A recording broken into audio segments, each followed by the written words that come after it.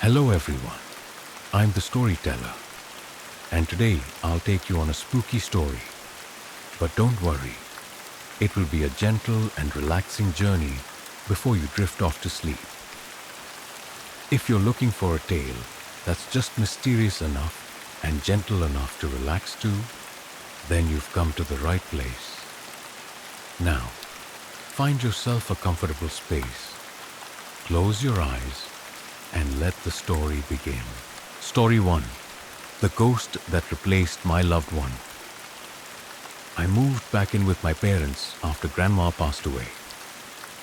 Our house was nestled on the outskirts of a small town called Larkspur, Massachusetts, a place where winters blanketed the roads in white, and the sounds from the forest behind us often felt like the sighs of forgotten spirits. Grandma was the main cook in our household, even in her 80s. She never let anyone else near the kitchen, as if a part of her soul lived within those walls. Every morning at 5 a.m., she would wake up to make a pot of chicken congee, roast some peanuts, brew tea, and set out 3 cups, always ready for me, my mom, and herself. My father had passed away when I was young, and ever since, she'd grown even more attached to that kitchen than to any of us. She died on an early winter's day. The snow fell softly, like a morning veil draped over our roof. She passed in her sleep, her face strangely serene. I remember opening her bedroom door that morning and feeling a chill pour out, as if something or someone had taken all the warmth with them. The heater was on, but the cold still prickled my skin. The funeral was simple, no flowers, no music, just like she wanted. Afterward, things were supposed to be over. That should have been the end. But only days later, strange things began happening. The first morning, I woke up early, my stomach aching with hunger.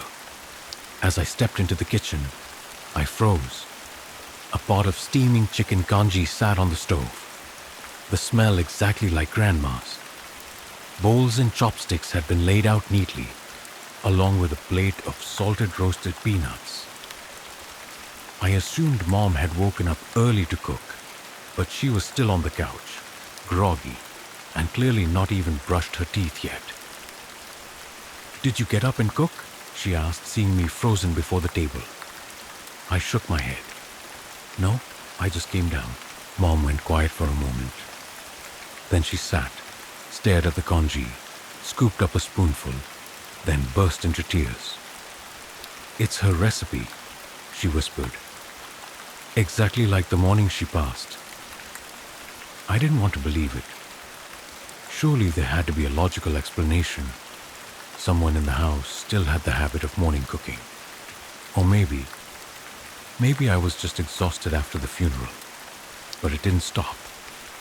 Every morning, the congee would be there.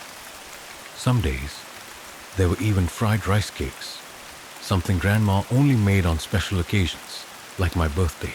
I started recording the kitchen at night. Set up a small camera on the counter, but nothing. No shadows, no sounds, nothing out of place. Everything only appeared in the morning, ready, warm, as if someone had just left. The only strange thing in the footage was a shadow. Every time I rewound to the footage between 5:12 and 5:16 a.m., I saw a faint silhouette on the far wall. It didn't move. It just stood there. And every time the stove flame flickered, the shadow would sway, like it was watching the camera. I told Ryan about it, my best friend from college, now a research assistant in the psychology department at Boston University. He was obsessed with the paranormal, more intrigued than afraid. "Can I stay at your place for a few days?" Ryan asked. I hesitated, then nodded. Having someone else there might make me feel less insane. Ryan arrived Friday night with a motion sensor, a thermal scanner, and a low-frequency audio recorder. We set up everything in the kitchen, then went up to my room to sleep, letting the devices run on their own. Around 3 a.m., I shot up, woken by the sharp clang of a spoon hitting the floor. Eyes wide open, I saw Ryan already sitting up, sweat beading on his forehead. "Did you hear that?" he whispered. I nodded. We crept downstairs. The kitchen was dead silent, but the warmth lingered, and 3 bowls of steaming congee sat on the table. Ryan grabbed the recorder, plugged in his headphones, and rewound to 2:57 a.m. A faint whisper came through, muffled like a voice submerged in water. We turned up the volume.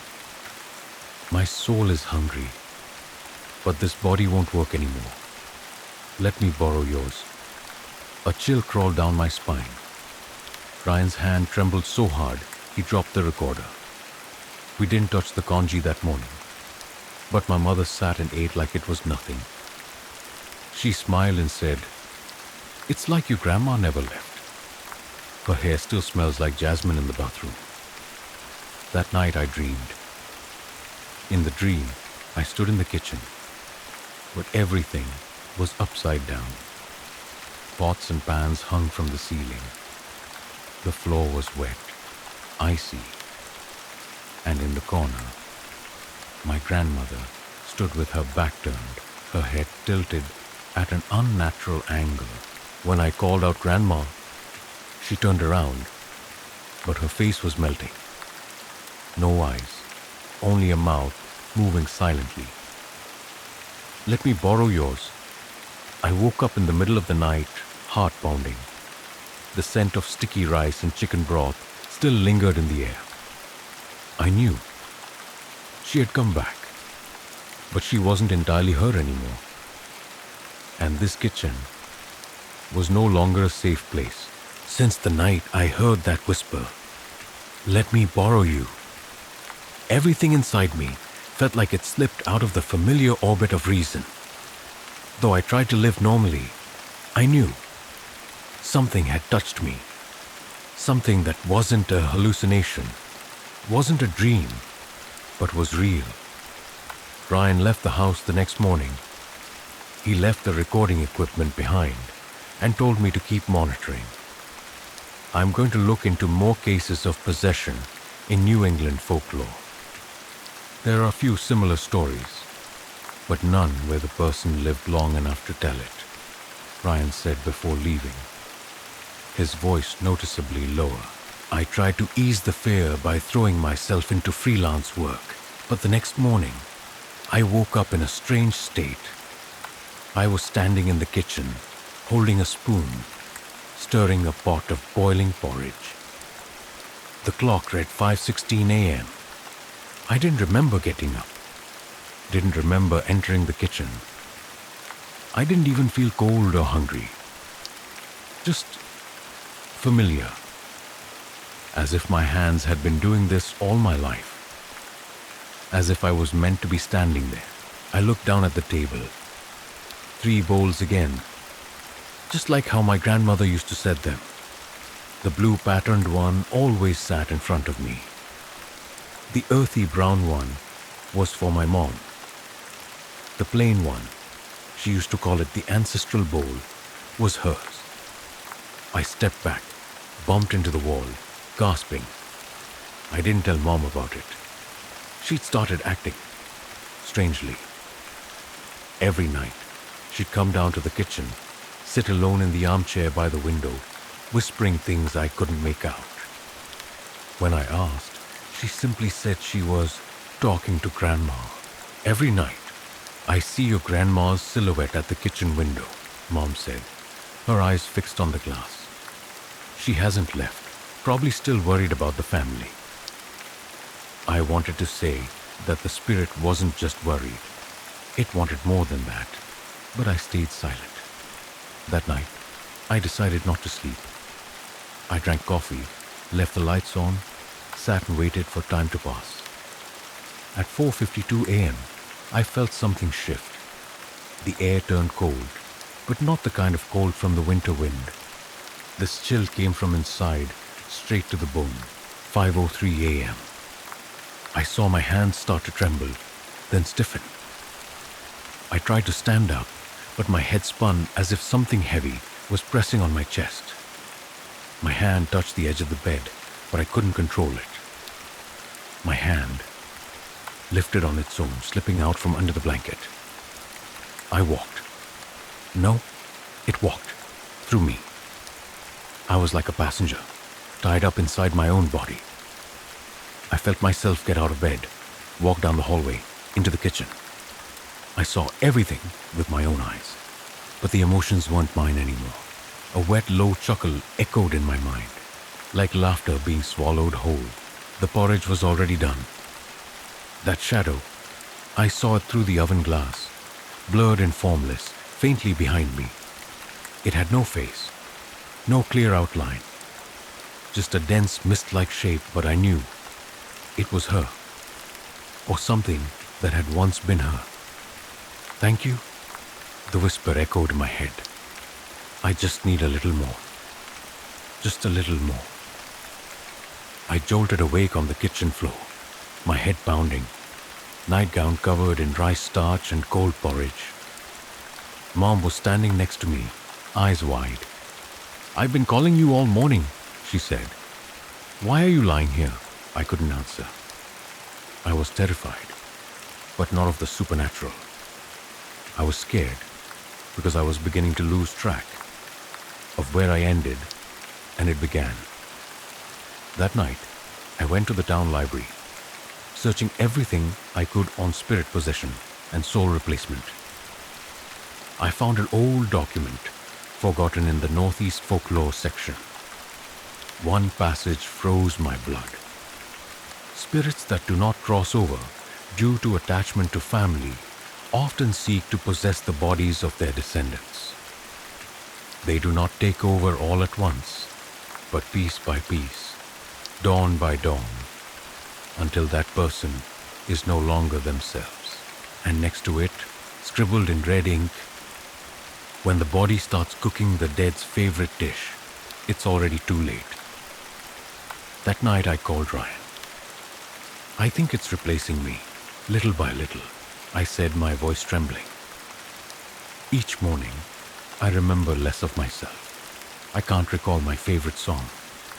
I look at photos of my friends and feel nothing. Silence on the other end. Then Ryan spoke. I'm coming back, but you have to promise.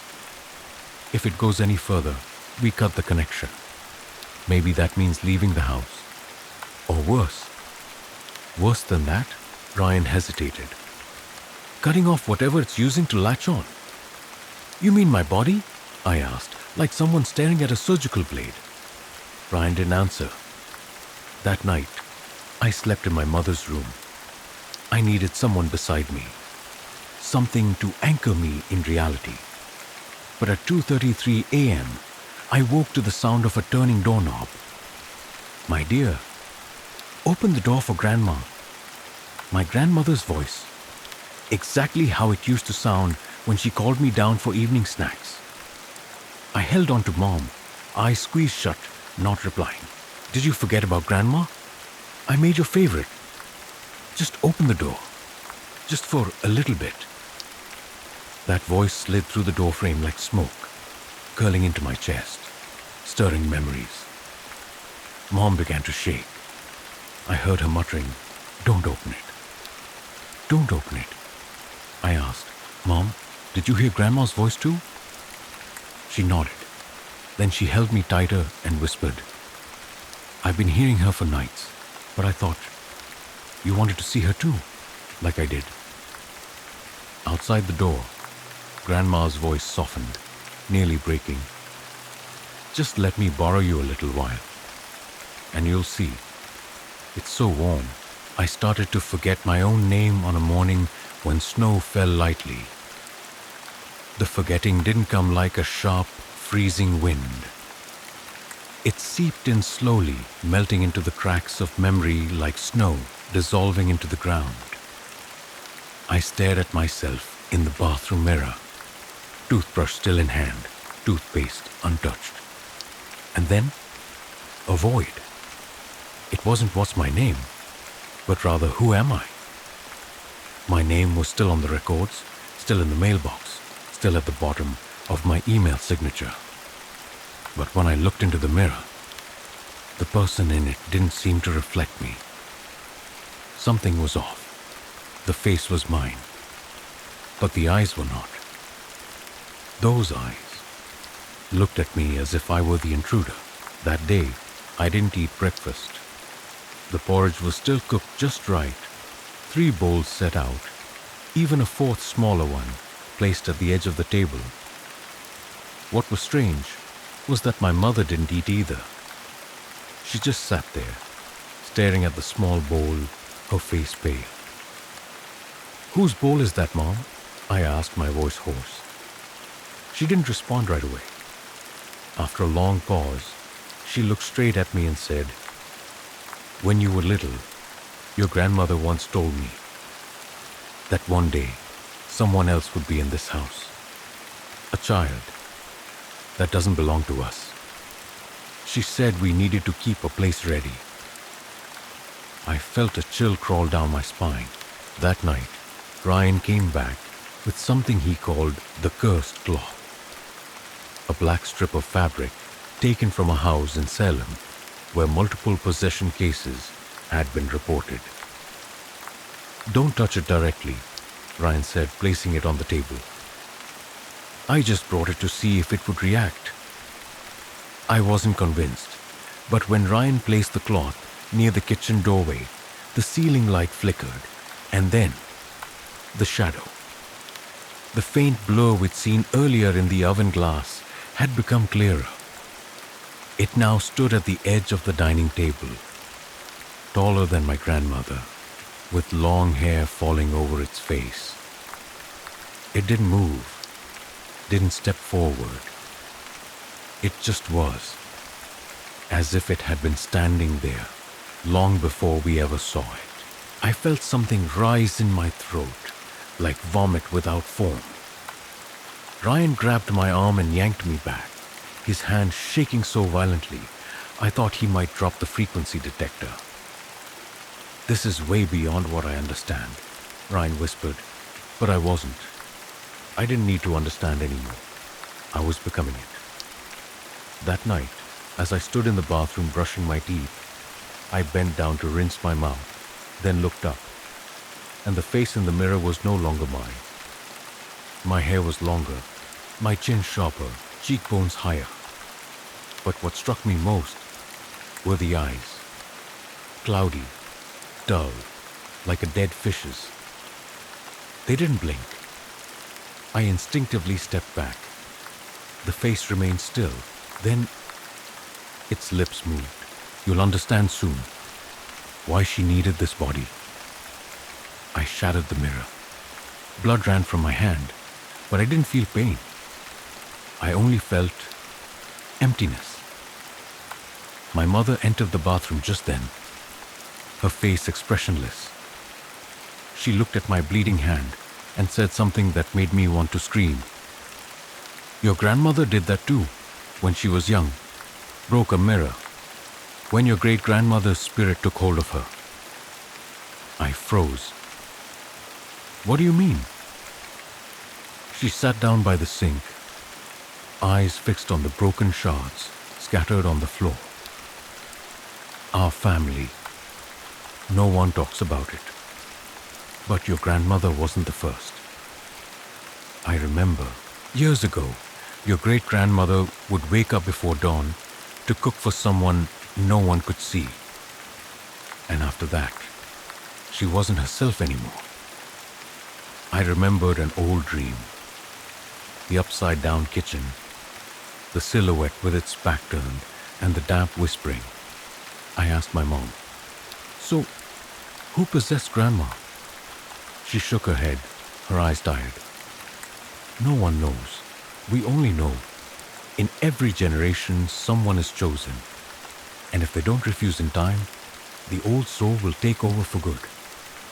Ryan and I started planning to leave the house.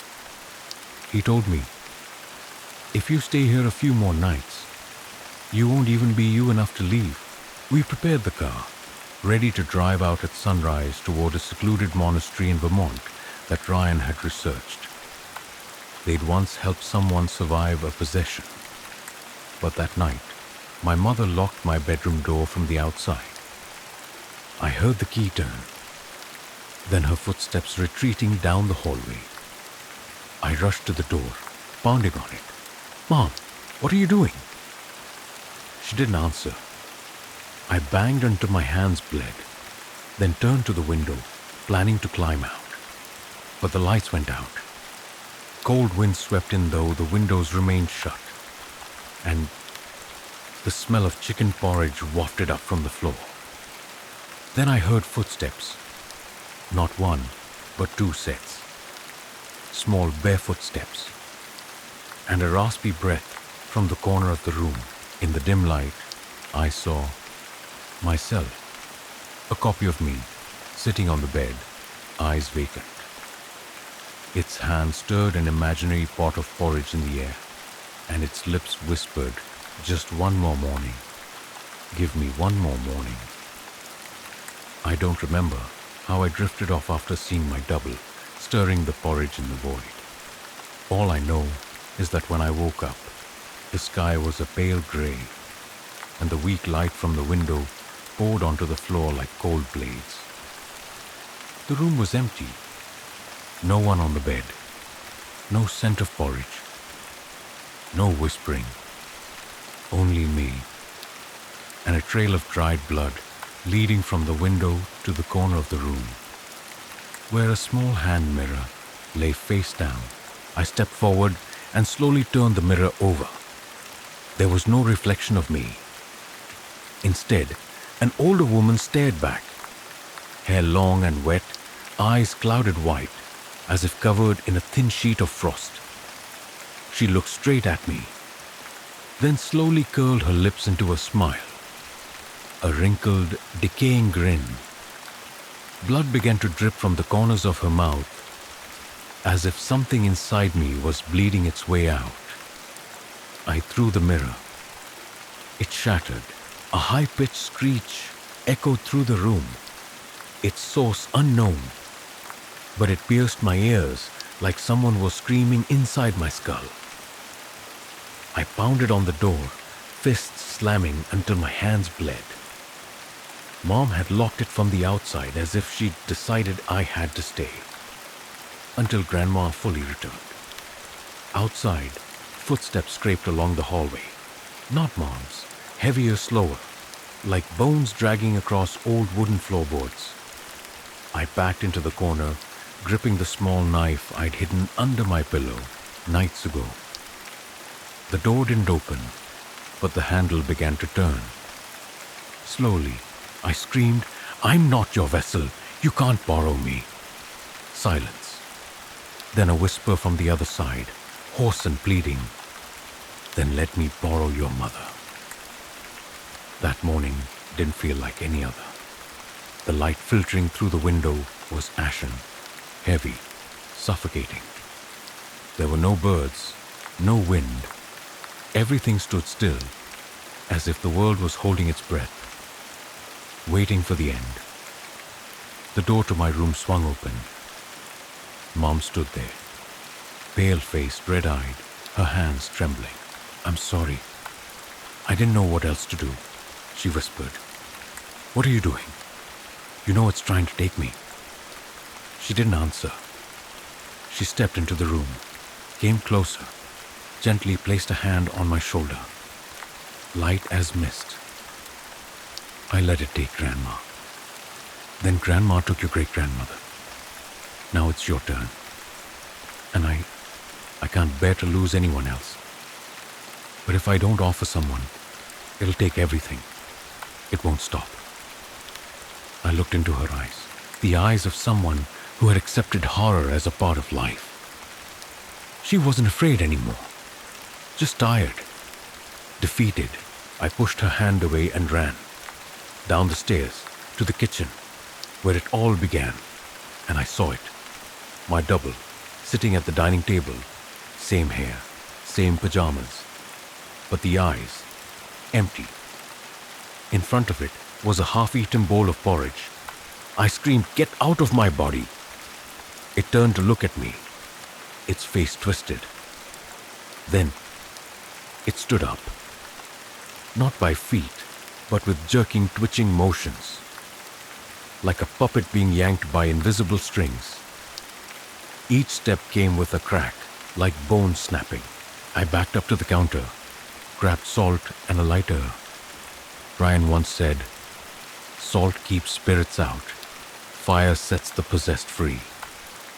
But I didn't know if that applied to this thing. It wasn't my grandma's spirit. It was something else. I poured the salt in a circle around myself. The shadow lunged, ate, but couldn't cross. It screamed, a throat-ripping shriek, and then it began to melt. Its skin dripped like wax, face slid off its neck, eyes fell from their sockets. One hand reached out to clutch the air, then crumbled into ash. I thought I had won. But no. Behind me, my mother stood, her face no longer hers. Eyes black as pits, hair matted, and that voice. "You chose wrong, my love. I don't need your body. When your mother is so much easier to control." I screamed until my throat tore. My hand trembled with the lighter, and I hurled it into the gas stove, which had been leaking ever since I turned it on earlier. Flames erupted. A thunderous explosion tore through the house. I woke up in the hospital. My body burned, but only mildly. Ryan sat beside me, eyes swollen with tears. "The house burned down," he said. "They didn't find your mom, but the police. They said there was a skeleton, still sitting at the dining table, holding a bowl of porridge." I said nothing. I looked out the window, where the dawn light shone through. For the first time in weeks, I felt like myself again. But deep down, I knew this wasn't the end. I could still hear the stirring of porridge, still see the fourth bowl placed at the table, every time I closed my eyes. Story 2. The mirror that shows the next to die. I moved into a roadside motel on the outskirts of Columbus, Ohio, on a foggy October afternoon. The rain had just stopped, but the air remained damp and bitterly cold, drying out my skin with every breath. I wasn't expecting much from this place. A row of cheap units, wedged between withered cornfields, and a dirt road with no streetlights. But with rent suspiciously low and a landlord who seemed laid back, I figured I'd gotten lucky. They put me in room 6. It was small and cramped, with peeling paint on the walls and a musty smell that seeped from every crack. The furniture was bare bones. A rusted iron bed frame, a rickety wooden dresser, and a large mirror hanging crooked on the wall opposite the window. That mirror was the first thing that made me uneasy. Not because it looked old or dusty, but because the reflection it gave of me felt wrong. The first time I looked into it, my face appeared paler than usual, my eyes sunken with dark circles I didn't remember having. I tried adjusting the lighting, wiped the glass clean. Nothing changed. Every line on my face still shimmered, as if seen through a sheet of cold, thin mist. I told myself I was just exhausted from the move and stressed out by work. But the unease didn't fade. And then things started to get stranger on my 3rd day there. That's when I noticed it. Something standing behind me in the mirror. At first, it was only a faint shadow, flickering like smoke. I turned around quickly. No one. The room was empty, silent enough to hear my own heartbeat. When I looked back into the mirror, the shadow was gone. I chuckled nervously, blaming the lighting. But deep down, I knew something wasn't right. That night, I couldn't sleep. There were knocks at the door. 3 of them. Soft, quick, but unmistakably real. When I opened the door, the hallway was empty, no footsteps, no movement, except for one wet footprint on the floor, like someone had just stepped in from the rain.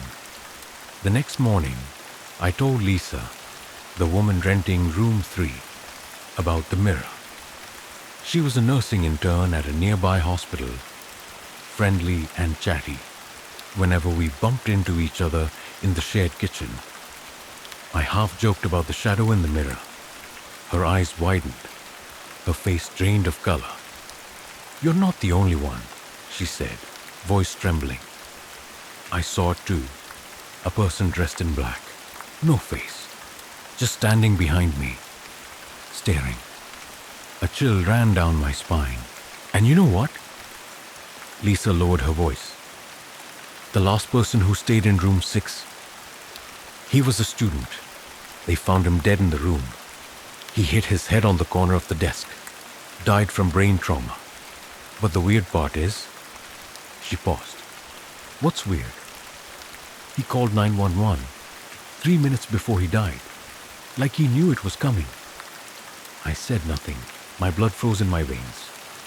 That night, I decided to look into the mirror again. Really look. It was 11:47 p.m.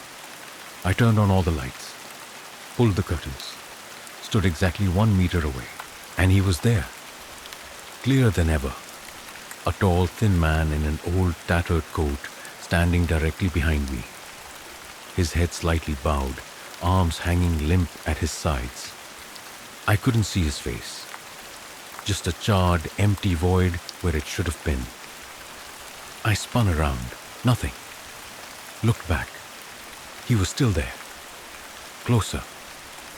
I don't remember how long I screamed. The landlord, Mr. Morris, an old man nearly deaf, came pounding on the door. I told him everything I saw. He only chuckled. That mirror, someone once tried to throw it out, but I kept it. Old thing, but high quality. Been in the family since my grandfather's time. I asked if he'd ever seen anything strange. Mr. Morris stared at me for a long while, then said quietly, "It only reflects those about to die. That's what my grandfather used to say. But don't worry, it's never reflected me." I shivered. I couldn't tell if that was meant to reassure me or warn me. I started checking the mirror every day, and I discovered a horrifying pattern. Whoever could still see their own reflection clearly in the mirror would die within 3 days. Those without a reflection, like Lisa, like Mr. Morris, were perfectly fine. But me, I still saw myself clearly, and the figure behind me moved closer every day. On the 5th day, I woke up with a long scratch on my neck, like a claw mark. It didn't hurt, but it was real. I checked the phone camera I'd left recording overnight. Nothing but quiet darkness. Until 2:03 a.m. the footage warped, and I saw a shadow standing at the foot of my bed, staring into the mirror. I ran to Lisa, told her everything. She was so terrified, she packed her things and left in the middle of the night, but I couldn't leave. Because now, every time I looked into the mirror, I didn't just see myself. I saw someone else. A woman with long, soaking wet hair, her eyes hollow, reflecting nothing but despair. She stood between me and the man in black. And the last time I saw the mirror, she turned to face me. Her lips moved, but no sound came out. I don't know who she is, but I've started dreaming about her. She's in every nightmare now. A lake, a drowning, a failed rescue, a curse rippling across the water, reflected in the glass. I'm beginning to understand. Maybe the figure behind me isn't here to kill me. Maybe he's just here to take me. And the mirror, it's only trying to warn me. Only 2 days left. I woke up on Friday morning with a crushing weight on my chest, like an invisible hand had been pressing down on my sternum all night. The air in the room felt thick, damp, as if the ceiling had been leaking despite the clear skies the day before. The ceiling light flickered when I flipped the switch, and the mirror reflected nothing at first, just a pitch-black pane of glass, as though I was staring into a bottomless well. Then I appeared, clearly, like always, still the same pale face, but this time there was something new. A hand gripping my shoulder in the mirror. A bone-white hand, slender, with bony knuckles and dirt-caked fingernails. I turned my head. Nothing. But the chill on my shoulder remained, like fingernails had sunk into my skin, and then pulled out, slowly and painfully. I rushed into the bathroom, turned on the faucet, and splashed water on my face. I was so disoriented, I couldn't tell if I was dreaming or awake. But the cold water didn't lie. It was real, and I could smell it. The faint scent of damp earth and moss. Just strong enough to pull me back to the dream from the night before. In that dream, I stood in the middle of a black lake, the water perfectly still, eerily so. Floating at the center was a mirror, just like the one in my room, hovering just above the surface. As I approached, the mirror's surface began to ripple like disturbed water, and then I saw myself drowning in it.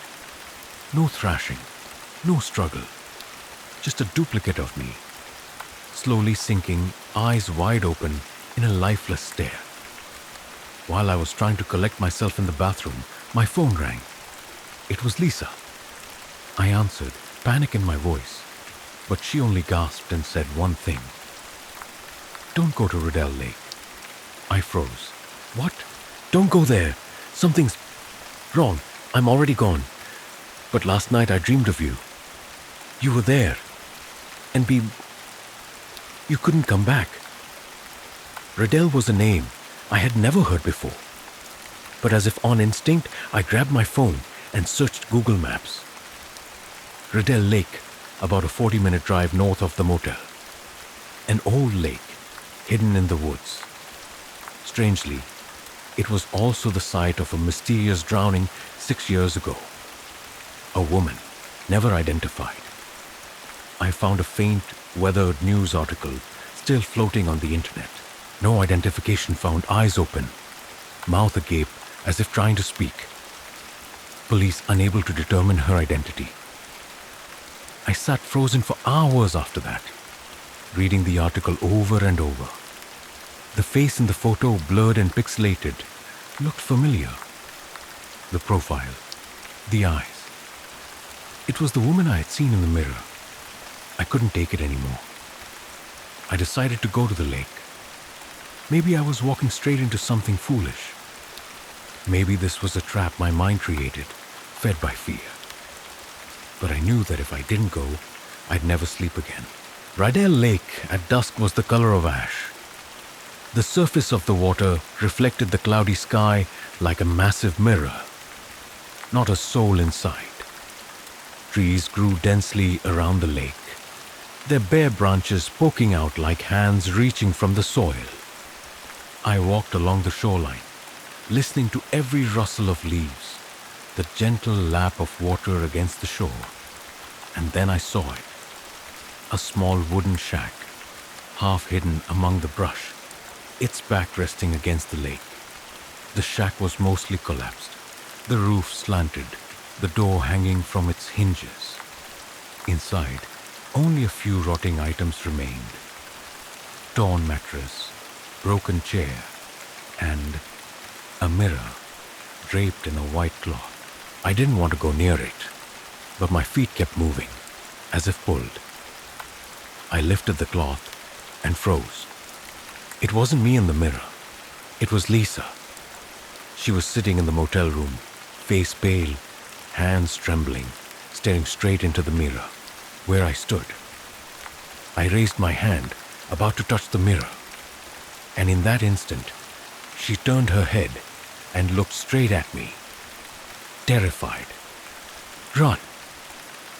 Her voice rang out, not from the phone, but from the mirror.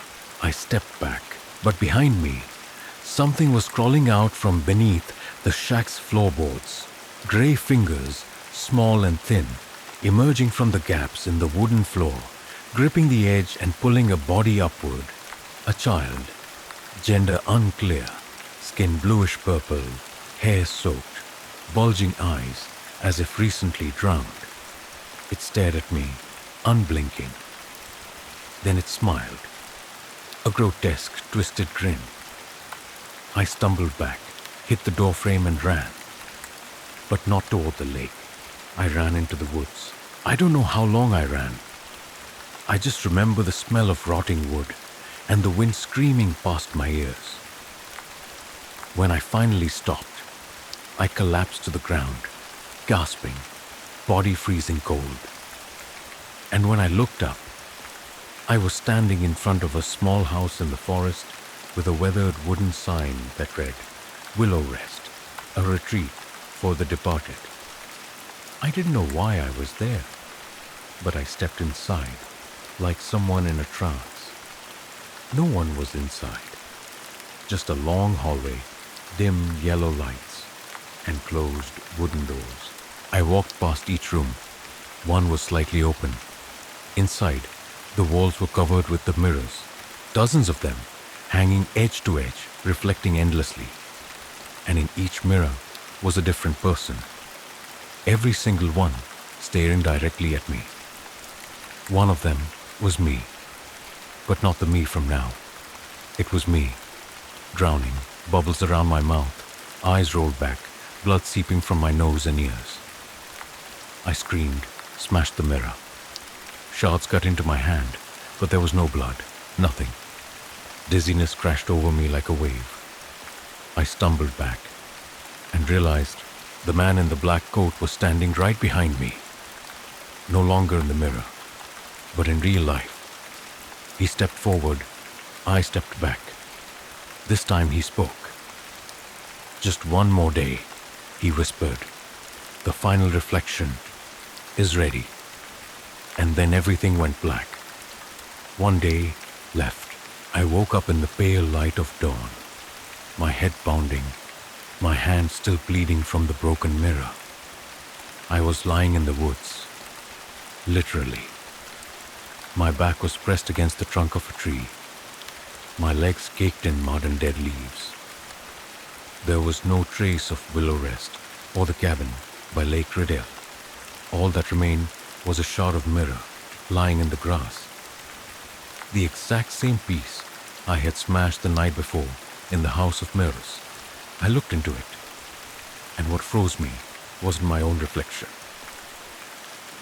It was Lisa. She was crying. Her lips moved over and over, but no sound came out. I ran back to the inn. On the way, my mind spun with a whirl of images and questions. The drowned woman, the twisted smile of a child, the man in the black coat, and Lisa. For some reason, I was certain everything led back to her. Room 3 was silent, the door tightly shut. I knocked. No answer. I knocked harder, then pounded on it. Eventually, I forced it open. The room was empty. Her belongings were still there. Suitcase unpacked, coat behind the door. Phone on the bed, with the screen still lit. There was an unsent message glowing on the lock screen. "If you're reading this, don't look into any mirror. I think it's getting closer. The message cut off. The phone went dark. My throat burned. Lisa hadn't left. She hadn't escaped. She'd disappeared. And I knew she was the final reflection the man had spoken of. But if that were true, why could I still see myself in the mirror? I returned to room 6. The room felt darker and colder than ever, like winter had arrived early, contained within 4 walls. I switched on the light, drew back the curtains, and stood in front of the mirror.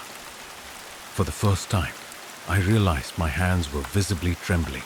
The mirror reflected me, but there were no longer just one shadow behind me. There were three: the man in the black coat, the drowned child, and the woman with soaking wet hair and hollow eyes. They all stood behind me, so close I could feel their icy breath on my neck. I didn't dare turn around. Right then I knew this mirror was no longer a reflection. It was a door. A thought flashed in my mind.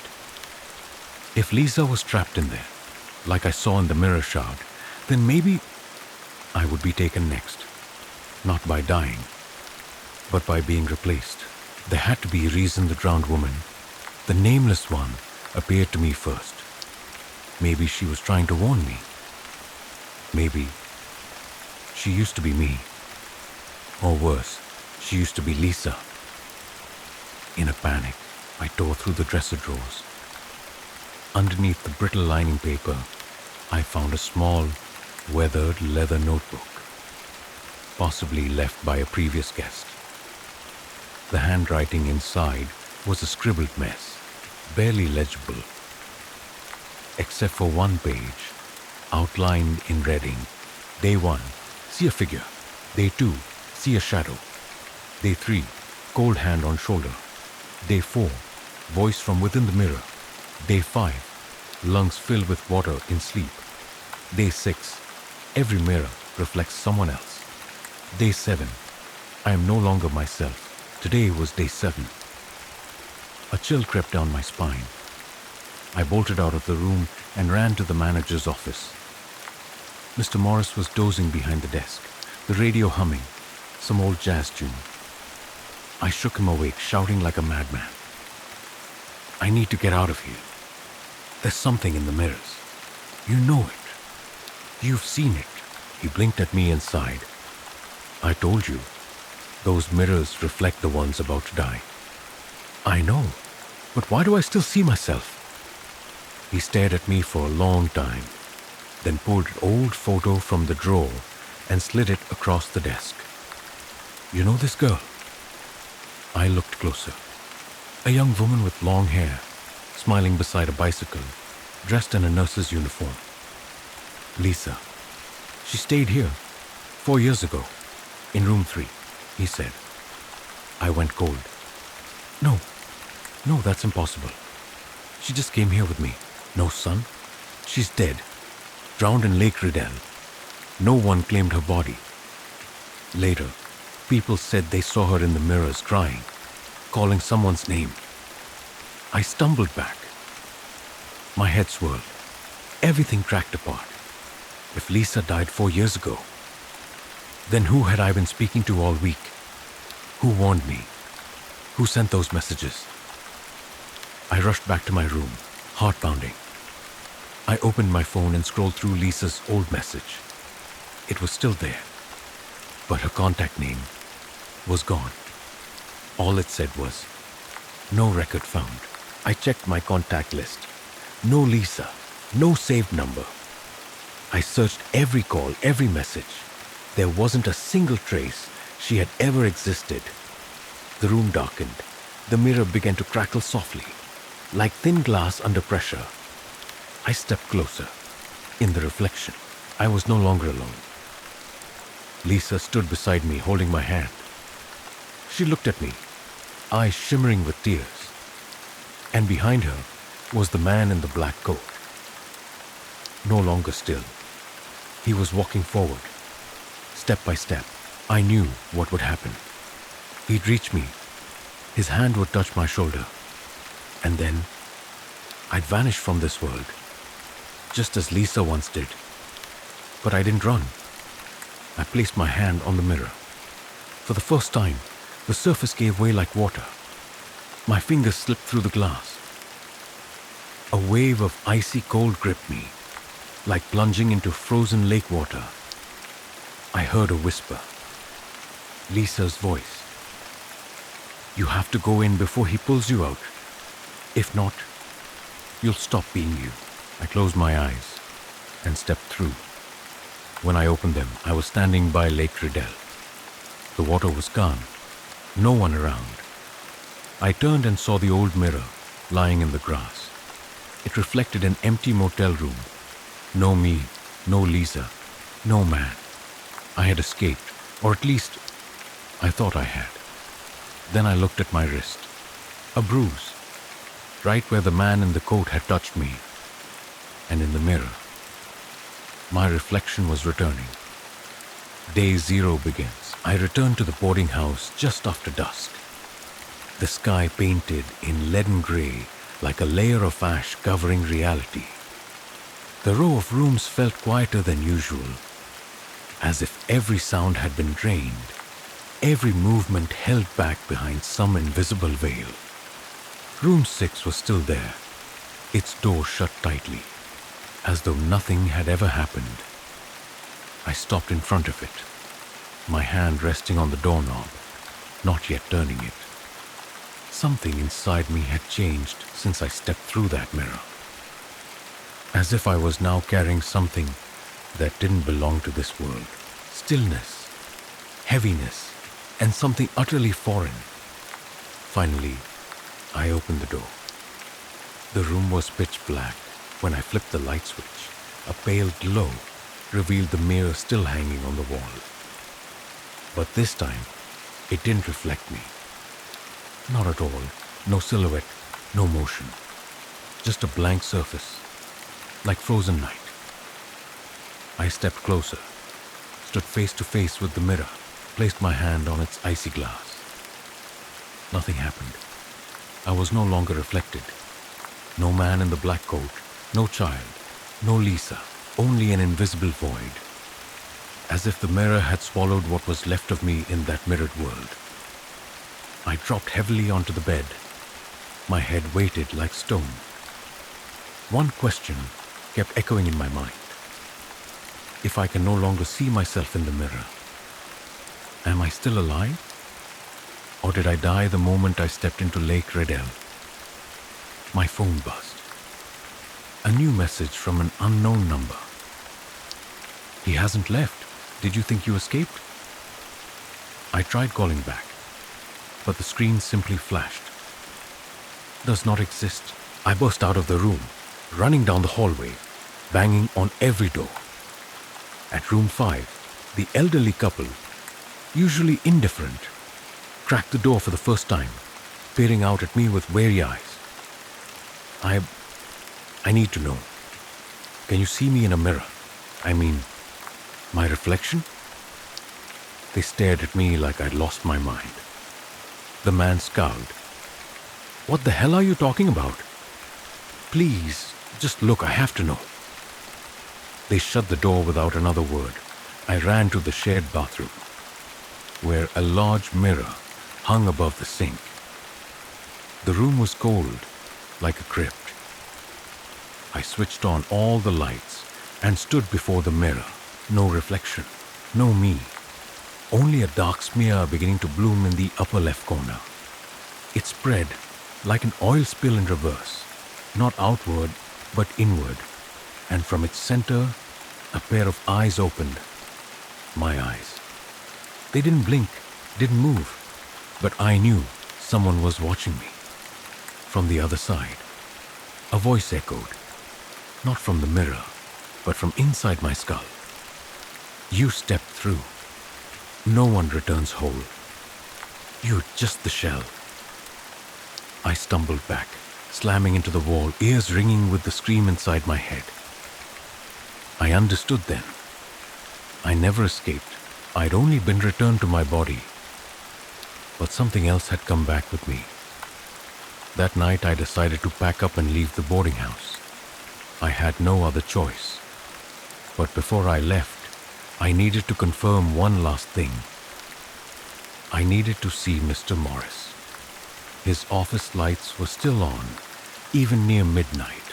When I walked in, he didn't look surprised at all. You want to ask me something? He said, voice even, as if he'd been waiting. The mirror, where did it come from? Mr. Morris pulled out an old photograph. It showed a charred wooden house, smoke still rising from its roof. It came from here, he said. That house used to be where they held summoning rituals. A small, secret cult. Burned to the ground nearly a century ago.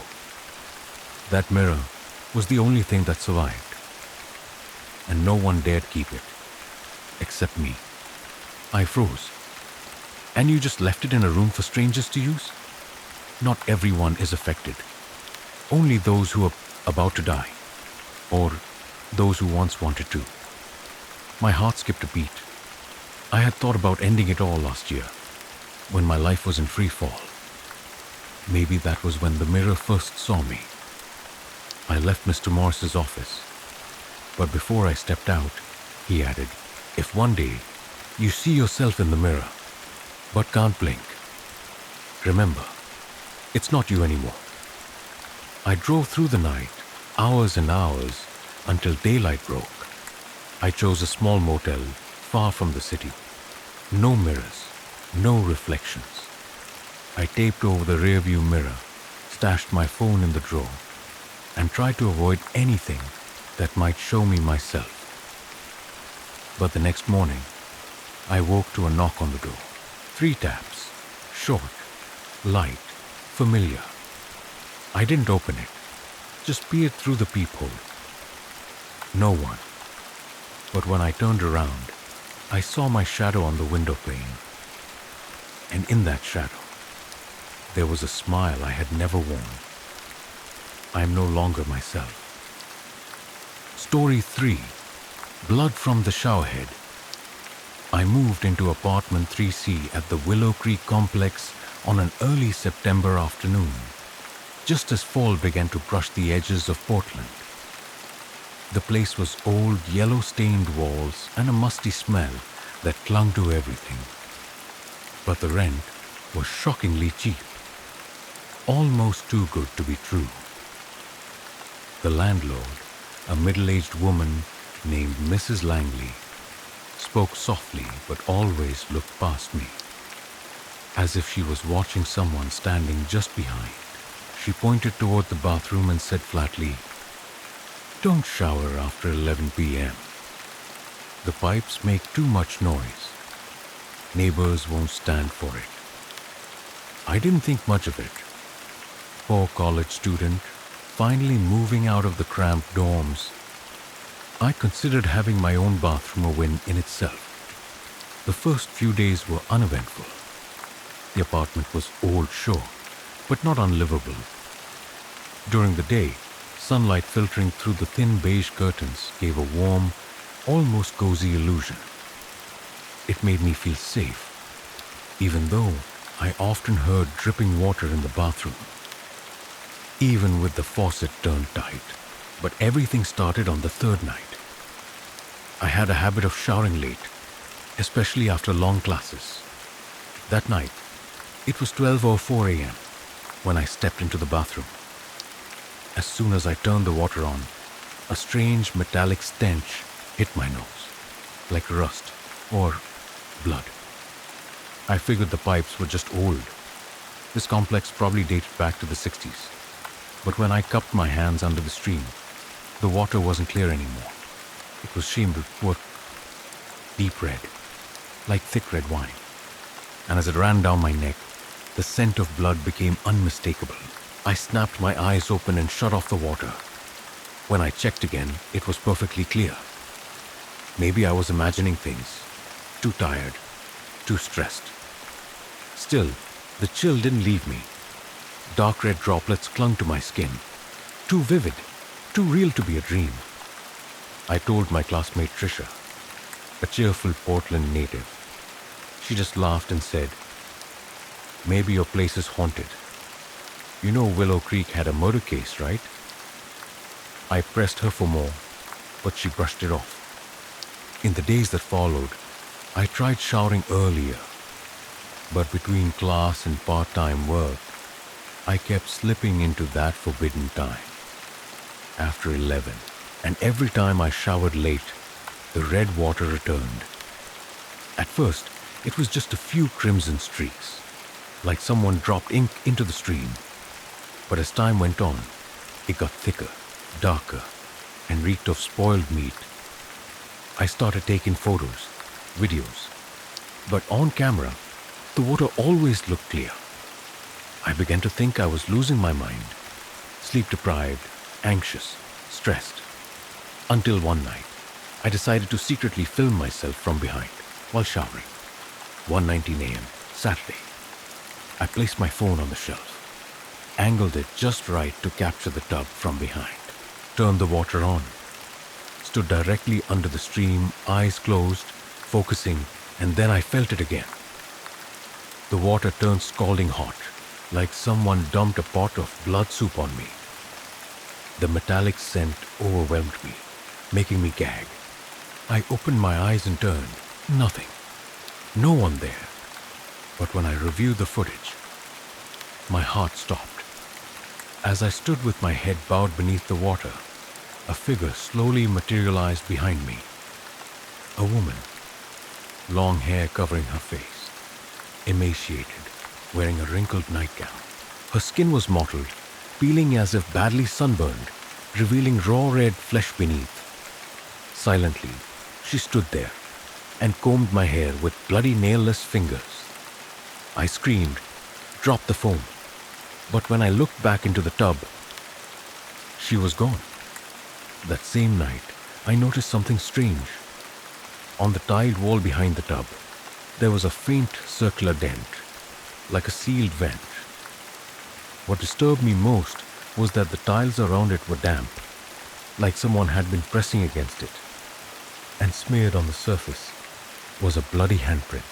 I went to Mrs. Langley, hoping for an explanation. She just stared at me, her lips trembling. That unit used to belong to a young woman. Her mother reported her missing over a year ago, but the police never found a body. Just the smell of blood and the shower running, even when no one was there. I asked her why she hadn't said anything. She whispered, "I needed the rent money, and I don't think you're the first to see it." 2 days later, I invited Trisha to spend the night. I told her I needed a witness. She agreed. We showered together. Weird, I know, but nothing happened. The water was clear, odorless, until Trisha left, and I showered alone again. This time the shower didn't spray water, only blood. It soaked me from head to toe, and in the fogged-up mirror, I no longer saw my own reflection. I saw her, standing there, staring back, and washing her hair with blood. I woke up with a sharp pain in my scalp and a burning sting on my neck, like someone had yanked my hair with all their strength. The bathtub, the floor, even the towel wrapped around me, streaked with dried red stains, dark as rust. There was no more doubt. What I was experiencing couldn't just be in my head. I wasn't just seeing her. She was touching me. I took a few days off from school, lied to Trisha that I had a severe flu. I didn't want her to worry. I didn't want to drag anyone else into this hell. But the truth was, I barely left my bed, except to use the bathroom. And every time I stepped into it, I felt like I was about to throw up my soul. The smell, that smell of blood lingered in the air, as if it had clung to every strand of my hair, every layer of my skin. On the fourth night after it all began, I made a decision. I had to break the wall. There was no other way. I borrowed a hammer and chisel from Mr. McCarthy, an old retired plumber who lived downstairs. He eyed me suspiciously when I said I had a plumbing issue, but eventually handed over the tools. Before turning away, he whispered, "If there's something inside that wall, don't try to pull it out." I didn't ask. There was something in the way he said it. Too quiet, too resigned. that made my skin crawl. I started at around 11 p.m. Under the dim light casting up toward the ceiling, I stood in front of the patched-up wall behind the bathtub. The spot where I'd first seen the bloody handprint. The tiles there looked newer than the rest, and when I pressed my ear against them, I heard a sound like soft groaning, muffled, as if it came from behind thick concrete. The first hammer blow didn't do much. The cement was hard, but by the fifth hit, the plaster began to crack, fine dust puffing out like grey ash. And then, I broke through a hole the size of my fist. What was inside wasn't plumbing, wasn't brick, wasn't anything I'd ever seen.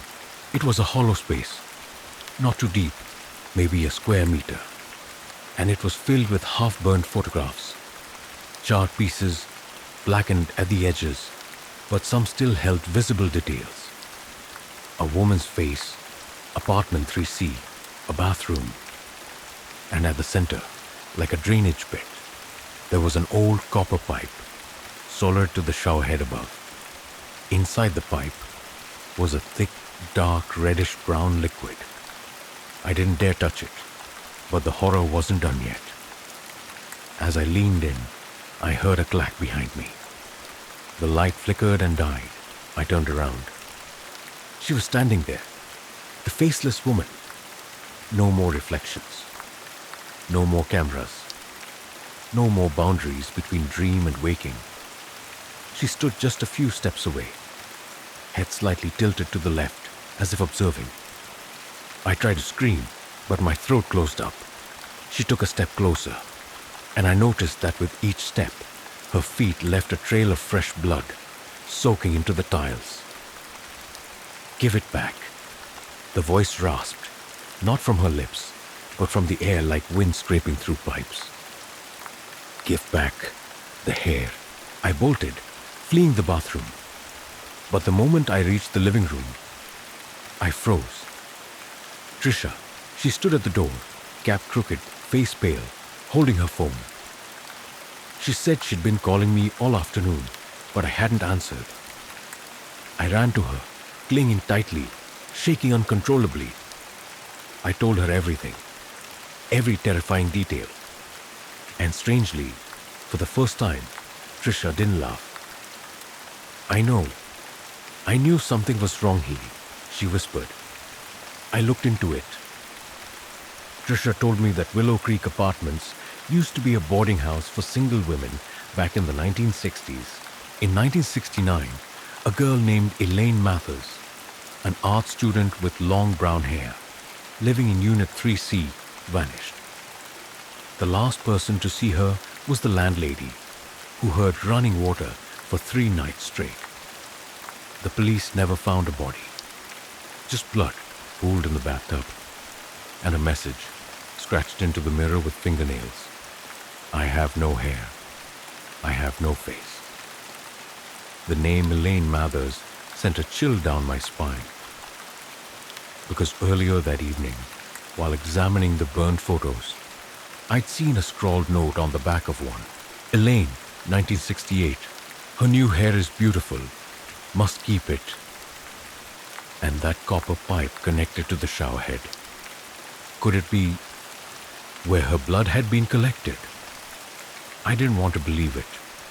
I couldn't even let the thought finish. But I knew, if I didn't find a way to break the cycle, Elaine would never stop. Trisha offered to let me stay with her for a few days. I nodded, but before leaving, I went back into the bathroom, collected the burned photo scraps and a sample of the liquid from the pipe into a small Ziploc bag. I needed evidence. I needed to know what had been mixed into the water and whether it was still water at all. As I turned to leave the apartment, I heard the shower turn on. No one had touched it. And the last time I looked into the mirror, the reflection staring back wasn't me. It was Elaine, long-haired, bleeding, faceless, holding a phone, slowly turning it toward me and whispering, "Now it's your turn to bathe," in my memories. I left Willow Creek on a gloomy afternoon, organs drizzle, falling like it meant to wash away the bloodstains and memories I left behind in apartment 3C. But something still followed me. That iron stench sinking into the core of my being. Not on my skin. Deeper. Into my consciousness. Trisha drove me to her home in Gresham. She barely spoke during the ride, only letting soft radio music fill the silence. But no melody could erase the image of Elaine in the mirror. Faceless, hairless. Only blood pouring down like a river. When we arrived, I collapsed onto the couch, opened my laptop, and started searching the name Elaine Mathers. Hundreds of results came up, but one article pulled me in. A faded local newspaper from 1970, the headline barely legible. Cranley art student vanishes. Only hair and blood remain. Cranley, the art school on the western edge of Portland. Not far from Trisha's place. I read every line, hands trembling. Elaine had been a senior in fine arts. She was known for her thick brown hair, glossy like silk. She often painted self-portraits with her hair, covering her face entirely. A former roommate recalled, Elaine changed after one winter break. Her hair started growing abnormally fast. One time I saw her brushing it for nearly an hour in front of the mirror, whispering something in a language I didn't understand. I dug deeper into Cranley's student forum. One anonymous post from years ago stood out among the abandoned threads. Anyone ever heard of the hair prayer in room 306? They say, if you use your hair to paint a face with no eyes, then wash it with blood-mixed water. You'll gain eternal beauty, but only if you bathe alone. A chill crept down my spine. Hair prayer, bathe alone. Trisha was sitting beside me before I even realized. She stared at the screen, exhaled, then said, I know that place. My dad used to teach at Cranley. The next morning, we drove to Cranley. In the rain, the campus emerged like a post-war painting. Moss-covered red bricks, Gothic arched windows, silence soaked in history. The women's dorm had long been shut down, but Trisha knew how to get in. Through an old tunnel beneath the art building.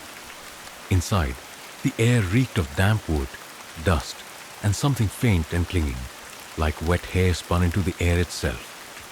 We followed the spiral staircase up to the third floor, where room 306 once was. The door had rotted through. A slight push was enough to open it. The small room was covered in cobwebs, shards of broken mirrors scattered across the floor. On the far wall, I gasped. There was one painting left behind. A face. No eyes, no mouth, no nose. Only long hair, taking up almost the entire canvas. It wasn't painted. It was attached. Real strands of hair embedded into the surface. This is human hair, Trisha whispered. I stepped closer and reached out. The moment my fingers touched it, a sharp cracking sound echoed from the nearby mirror. Fractures spread like a spider web. And in the glass, instead of our reflections, we saw a familiar bathroom. Apartment 3C, but something was off. Elaine was there, washing her hair in blood, surrounded by scorched, half-burnt photographs identical to the ones I'd found behind the wall. She turned and stared directly at me through the shattered mirror. Stop cutting my hair. Her voice echoed. Again and again, drawn out like water dripping from a cracked faucet. I stumbled backward, my head slamming into the wall. Trisha rushed to help me up. Blood trickled from my temple, falling in drops onto the old wooden floor. and from where I stood, one drop slipped through a narrow crack.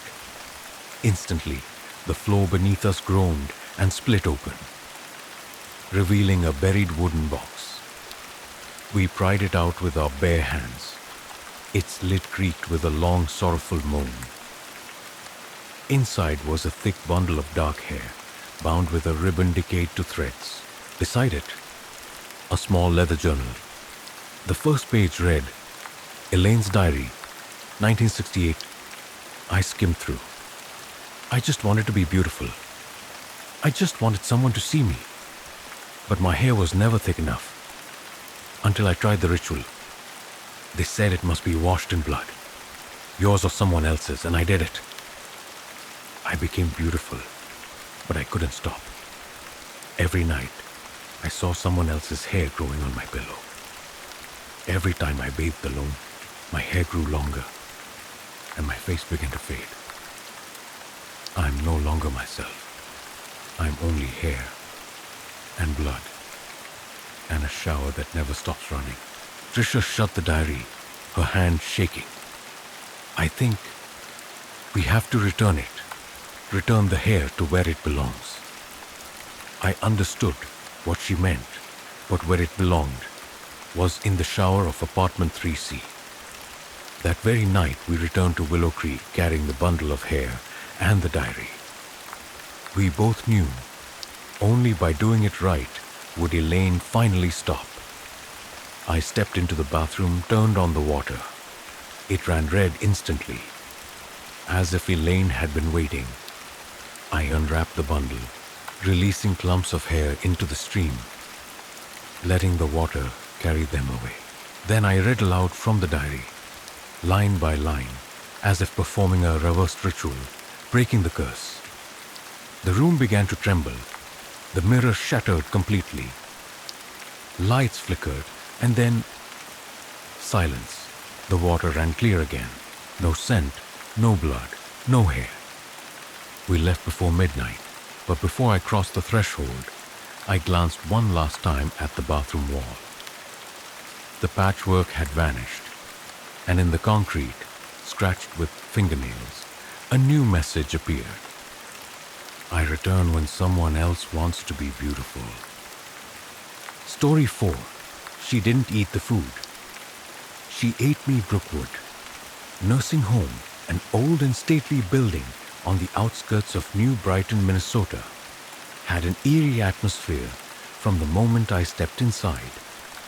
Made of grey stone with dusty clouded windows, it looked more like a forgotten monastery than a place for the elderly to rest.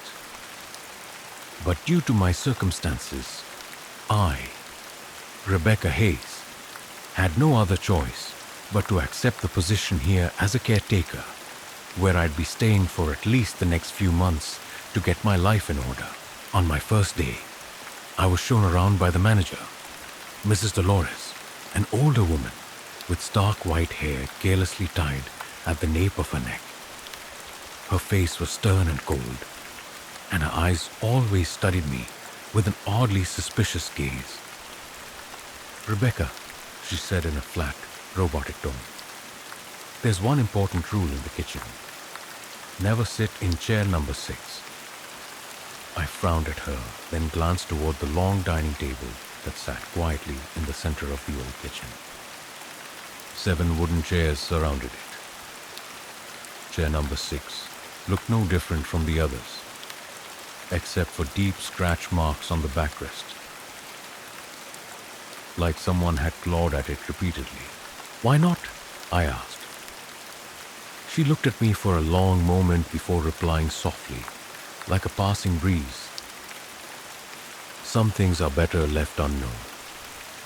Her vague answer unsettled me, but I quickly brushed it aside. I assumed every old nursing home had its strange rumors that staff liked to pass around during break times. Nothing to worry about. The first day went by uneventfully, except for the constant feeling that someone was watching me whenever I was alone in the kitchen. The dining area was always colder than the rest of the building, and that chair number 6, seemed to have a strange pull. My eyes were drawn to it unconsciously every time I passed by. That evening, after the elderly residents had been escorted to their rooms, I stayed behind to clean the kitchen. Light rain outside made the room even colder, and the air felt damp, like a thin layer of mist clung to my skin. While wiping the table, I suddenly froze. I heard the faint sound of a chair being pulled behind me. I whipped around. No one was there, but chair number 6 had clearly shifted a few centimeters from its original position. A sense of unease crept over me, but I told myself it must have been my imagination. Or maybe I had bumped it without realizing. In the following days, the nursing home began to feel more familiar, and I grew used to the work.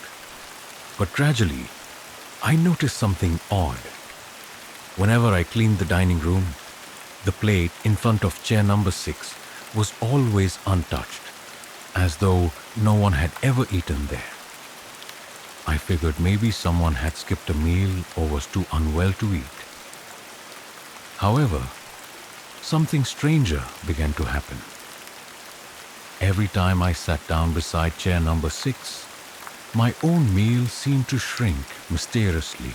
Day after day, I'd finish my plate and still feel ravenously hungry. I started to doubt my memory. Was I losing my mind? Had I eaten everything without realizing? Soon I began to lose weight rapidly. My face turned pale. Dark circles formed under my eyes like I hadn't slept in weeks. Then came a late afternoon when a violent storm hit the town. Wind howled and thunder cracked, casting Brookwood Nursing Home into an early darkness. I sat alone in the kitchen, completely drained, my limbs trembling from exhaustion. I meant to take a short rest before dinner, only to realize I had unknowingly sat in chair number 6. Panicked, I jumped up, but my body wouldn't move. It was like I had been drained of all energy. My throat tightened, as if an invisible hand was gripping it. And then I felt it. Someone was sitting beside me. Slowly, I turned my eyes to the left.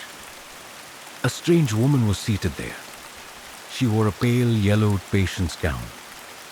Her face was gaunt, with hollow cheeks, and most disturbingly, her eyes never blinked. They stared fixedly at the untouched plate in front of her. I wanted to scream, but no sound came.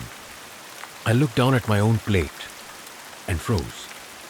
Where a full meal had been moments before, there was now nothing but an empty dish. I couldn't remember eating, but somehow I knew she had eaten my food. The icy voice of Mrs. Dolores cut through the suffocating silence from the doorway. Rebecca, I told you never sit in chair number 6, but you didn't listen. I turned toward her, trembling, silently begging for help. She just stood there, her eyes filled with a mix of cold pity and resignation. She's chosen you, Dolores continued, her voice dropping like a curse. And she'll keep feeding until there's nothing left, not even your soul. I tried to move, to escape, but I was frozen, unable to do anything except watch as the strange woman slowly smiled. Her grin widened unnaturally, revealing blackened teeth, as if she'd just feasted on something long rotten. And in that moment, I understood. I had become her prey. The woman in chair number 6 didn't eat food. She fed on souls, the souls of those foolish enough to trespass into her domain. I woke up in a private room, my body aching as if I had just endured a long, feverish illness. The dim light from the bedside lamp cast down onto the peeling, mold-stained walls around me. I looked around, disoriented, filled with confusion, as I realized I remembered nothing after the moment I saw the mysterious woman in seat number 6. "You are finally awake," came the frost-bitten voice of Mrs. Dolores from the corner of the room. I jerked upright, heart pounding, realizing she'd been sitting there silently for who knows how long. "What happened to me?" I asked, my voice hoarse. Mrs. Dolores slowly rose and walked toward the bed, her eyes serious and locked onto mine. "Rebecca, I tried to warn you, but now it's too late. That woman has chosen you." "Chosen me? Who is she?" I asked, trembling. "Edith," she whispered, voice dropping as if afraid someone might hear. "She was once a patient here, died in 1963 under mysterious circumstances. Ever since then, her spirit has never left. Seat number 6 was Edith's usual place when she was alive." "But why me?" I said, fear and desperation mingling in my voice. Mrs. Dolores sighed. "Edith always picks someone as prey. The last one she chose was a young staff member named Claire. She was a lot like you. After that, Claire disappeared under strange circumstances. They found her car by the river nearby, but never found her body. A chill ran down my spine, but I clung to rationality. You're saying I'm going to disappear? Like that girl? Not necessarily, Dolores replied, but you're slowly losing your vitality. If you don't break free from Edith's grasp, you'll become just like her. A wandering soul. I sat in stunned silence, feeling fear tighten around my throat like a noose. The next day, still weak, I forced myself back to work in hopes of keeping my mind from spiraling into the dark thoughts that haunted me. But nothing felt the same. When I entered the dining hall, the eyes of the other staff averted from mine, as if they already knew I'd become the target of something dreadful. At lunchtime, I chose the farthest corner, away from seat number 6. But just as I raised my spoon, a strange chill brushed past my shoulder. I turned quickly, no one. But when I looked back, my heart nearly stopped. The food on my plate was gone. I scanned the room and met the pale face and lifeless eyes of Edith, sitting silently in seat number 6, her gaze locked onto me. She wasn't eating, but I could feel her consuming something from me, as if something invisible was draining out of my soul, flowing into her. Unable to endure the terror any longer, I sought out Emma, a young nurse who had worked at the nursing home for years. She looked at me with sad eyes, like she knew exactly what was happening. "Emma, please help me," I begged in despair.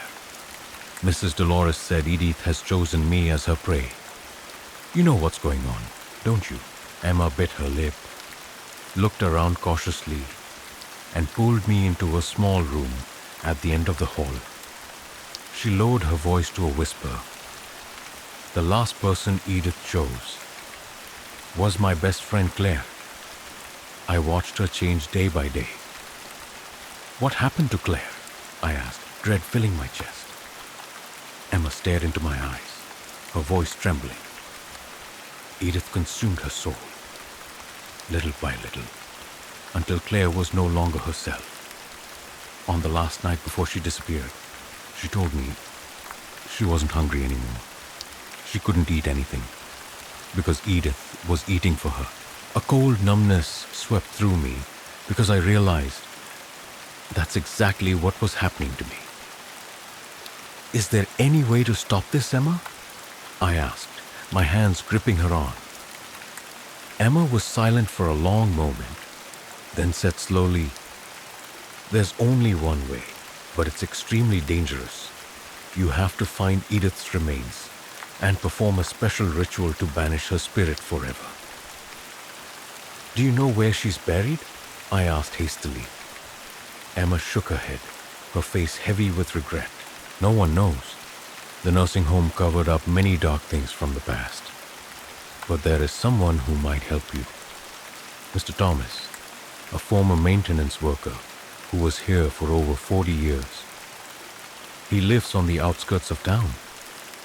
Maybe he knows something. I knew I had to act quickly. If I waited any longer, I would become like Claire, disappear forever. That very night, I went to find Mr. Thomas. His house sat deep in a dark forest, gloomy as if it too was hiding a terrible secret. When the door opened, an old man with deeply wrinkled skin looked at me with tired but deeply knowing eyes. "I knew you'd come," Mr. Thomas said immediately. "Edith's chosen another one, hasn't she?" I shuddered and gave a small nod. "Come in," he said quietly. "But I warn you, what you're about to hear will be far more terrifying than you can imagine." And as I stepped into that cold house, I knew whatever happened next would either change my life forever or end it before dawn. I stepped into Mr. Thomas's house with my heart pounding violently in my chest. The door closed behind me with a dry final thud, as if sealing off any path back to the outside world. A dim yellow glow from an old hanging bulb cast flickering shadows across the wrinkled, somber face of the elderly man. "Sit down," Mr. Thomas said gently, gesturing toward an old dust-covered sofa. I hesitantly sat, feeling a coldness seep into my skin. He quietly poured a cup of hot tea and slid it toward me before finally speaking. "Edith died in the winter of 1963. It was the darkest time in Brookwood Nursing Home's history." "What happened?" I asked softly, trying to keep my voice steady, though fear coiled tightly around every nerve. Mr. Thomas took a deep breath and continued, his tone slow and steady, his eyes staring into a distant memory. "That year, a brutal snowstorm cut the nursing home off from the world for nearly 2 weeks. Food ran out, the heating failed. Everything descended into chaos. In desperation, the management made a horrifying decision. One no one has dared to speak of since." His voice faltered. His eyes filled with regret and pain, as though he too bore some of the blame for that dark secret. "They chose to sacrifice the weakest elderly residents so that the others could survive." I flinched, unable to believe what I was hearing. The teacup in my hands trembled, spilling a few drops of hot liquid that burned my fingers. "You mean they killed them to eat them?" I whispered in horror. Mr. Thomas silently nodded, his face growing even grimmer. "Edith was the last to be chosen. But when her turn came, she discovered the truth. She fought back. She was locked away, starved for days, and eventually died in agony and rage. I felt sick, fighting to hold back the overwhelming wave of revulsion flooding my mind. Her body was hidden beneath the kitchen floor, right under chair number 6. Her usual seat," Mr. Thomas went on. "That's why her spirit still haunts that spot, waiting to take vengeance on the living." I sat frozen, my throat tightening with a silence that pressed hard against my chest. The truth behind the mysterious woman was far more terrifying than I had ever imagined. "Why didn't anyone call the police? Why have you stayed silent all these years?" I asked, my voice shaking. Mr. Thomas lowered his head, sighing deeply, his expression weighed down by helplessness. "We were all complicit, Rebecca. Every one of us who worked there was too afraid, too ashamed, or too threatened to speak up. Over time, it was forgotten. But Edith never forgot." "Then what do I do now? How do I get rid of her?" I pleaded, staring at him with the last ounce of hope I had.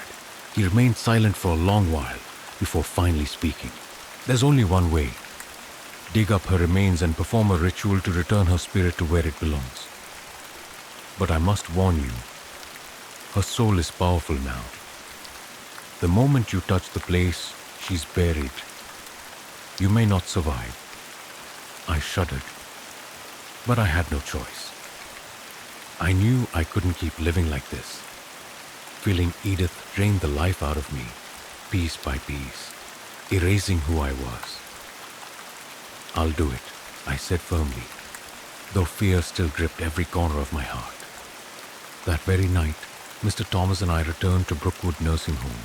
The building stood in complete darkness, cold, abandoned, as if forgotten by time. We slipped in through the back kitchen door. A rising dread settled in my chest, like dozens of unseen eyes were watching our every move. We found chair number 6, Edith's cursed seat. Mr. Thomas took a heavy hammer and began breaking through the floor. Each blow echoed through the darkness like the pounding of my heart. When the final tile cracked apart, an icy chill surged upward, making me stagger back. In the faint beam of the flashlight, I saw her bones. Gray-white, curled in on themselves, buried deep beneath the earth. A cold, dead presence filled the room, raising every hair on my body. Suddenly, a fierce gust of wind tore through the kitchen, shaking everything around us. I turned and gasped in terror. Edith stood right behind Mr. Thomas. Her eyes glowed red, her decayed mouth twisted into a grotesque smile, blackened teeth exposed. "Thomas," she hissed. Her voice was like wind echoing from the bottom of a pit. "You think you can atone?" Mr. Thomas turned slowly, his face pale as death. "Edith, I'm sorry." She only laughed, a sharp, shrieking laugh that echoed like the final scream of the dying. I tried to shout a warning, but the sound was caught in my throat. Before my eyes, Mr. Thomas collapsed, his eyes wide with pain and horror, frozen in that final moment. Then Edith turned to me. Her gaze was full of hatred. Hollow and dark, she stepped forward, whispering with a voice that pierced straight through my bones. "Now it's your turn." And I knew the real fight had just begun, and the price might be nothing less than my soul. Story 5. I saw the day I will die. The sky turned to a dull gray, signaling that an afternoon rain was about to fall as I drove down the narrow road leading to the Old Oak Cemetery. The cemetery lay deep within the woods, forgotten amidst the ancient oak trees, their thick branches and leaves like skeletal hands enveloping this cold, desolate piece of land. Though I had lived in Crestview my entire life, I had never set foot here. Until today. My name is Dylan, 27 years old, a freelance photographer with an unending passion for dark, mysterious scenes. It was this passion that brought me to Old Oaks. According to local gossip, the cemetery had not been visited in over 50 years, ever since a terrible fire ravaged the nearby ancient town. But no one knew the real reason why such a sacred place had been left forgotten. I parked by the trail and grabbed my camera bag as I stepped out. A cold gust of wind swept over me, carrying a faint rustling sound like the whispering of secrets buried deep beneath the earth. I shivered, pulling my coat tighter, and slowly began to walk inside. The ancient cemetery was surrounded by a rusted iron fence, and dense vegetation grew wildly around the tilted gravestones. Some graves had broken apart over time, with faded names unreadable. I weaved through the overgrown paths, my eyes scanning for the perfect shot. Suddenly, I stopped in front of a grave located at the farthest corner of the cemetery. It was unlike any grave I had ever seen. entirely made of black stone, standing firm as if placed there to defy time itself. But the most peculiar thing was that the stone bore no name or inscription of any kind. It was blank, like an unsolved mystery, curiosity mixed with a tinge of excitement. I took out a tissue from my bag and gently wiped away the dust, covering the surface of the stone. But as soon as my hand touched the cold slab, a chill ran down my spine, making me flinch. Taking a deep breath to steady myself, I continued wiping away the dirt. And then, as if some force compelled me, I couldn't stop until the stone was completely clear.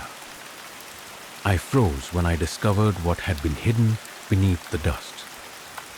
A face carved with meticulous detail appeared.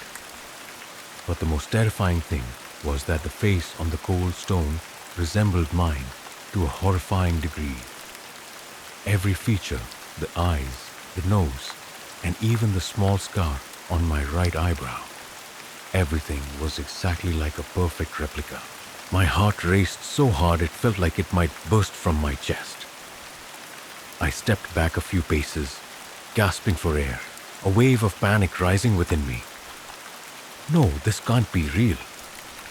How could anyone carve my face on here, on a tombstone that seemed to have existed long before I was born? As if mocking my fear, a flash of lightning illuminated the sky, followed by a loud clap of thunder. The sky darkened and raindrops began to fall, creating a cold symphony on the crumbling stones. I turned back to the grave once more, only to notice a small date written beneath the carved face. It was the date of death. I bent down closer to read the faded inscription, barely legible due to time's toll. The moment my eyes passed over the date, the blood in my veins froze. The date on the tombstone was next Friday.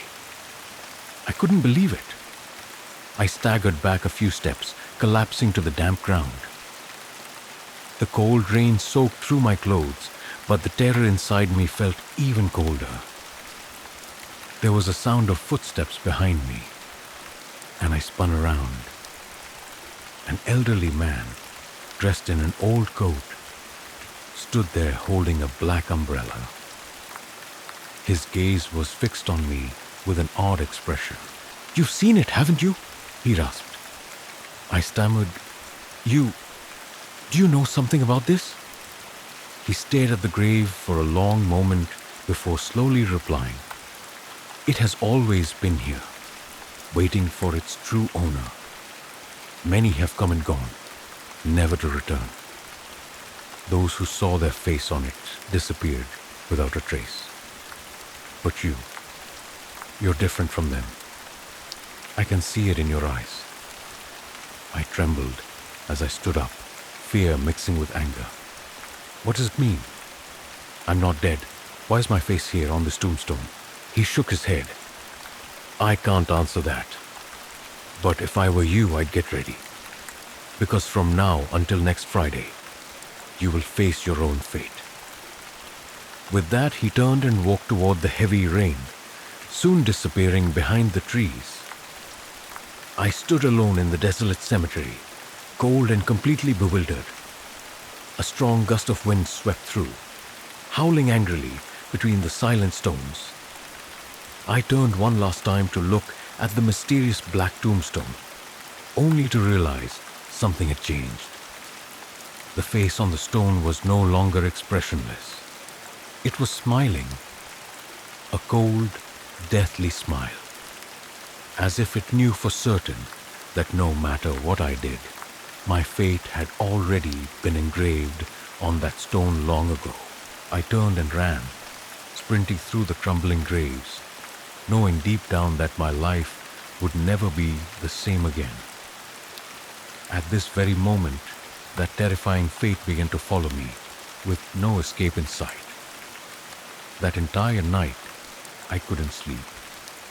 The hollow eyes and the deathly smile on the gravestone kept haunting my mind like an invisible curse. The ticking of the clock on the bedroom wall sounded like a countdown to the fateful day etched on the stone. Next Friday. The rain continued to fall steadily outside the window, each droplet tapping against the glass like the sound of bony fingers gently knocking. I jumped out of bed, unable to endure the eerie silence any longer. In the dark apartment, I reached for my phone, my hands trembling as I opened the photo gallery. The only picture I hastily snapped of the grave yesterday appeared on the small screen. I zoomed in as much as I could, staring intently at the face that had haunted me all day. But this time, I was startled and dropped the phone onto the floor. The face in the picture no longer smiled. Instead, it was staring directly at me with hollow, dark eyes filled with hatred. A cold shiver crawled up my spine. I bent down to pick up the phone, the screen still intact, but the photo had disappeared. In its place was a blank black space, as though it had been erased in an instant. My heart pounded, my head spinning, unable to understand what was happening. I tried to reassure myself that it was probably a technical glitch, but deep down, I knew this was no simple coincidence. The next day, I decided to return to the old oak cemetery once again, even though my instincts screamed at me to stay far away from that cursed place. But I needed answers, and the mysterious man from yesterday might be the only key. The sky remained gloomy, with grey clouds swirling above, making the air feel even more suffocating. As I stepped out of the car, I suddenly heard a voice calling from behind. "Wait, Dylan." I turned around, surprised to see Clara, my best friend from high school, running toward me. She worked at the town library and was also deeply knowledgeable about Crestview's history. "Why are you here?" I asked, confused.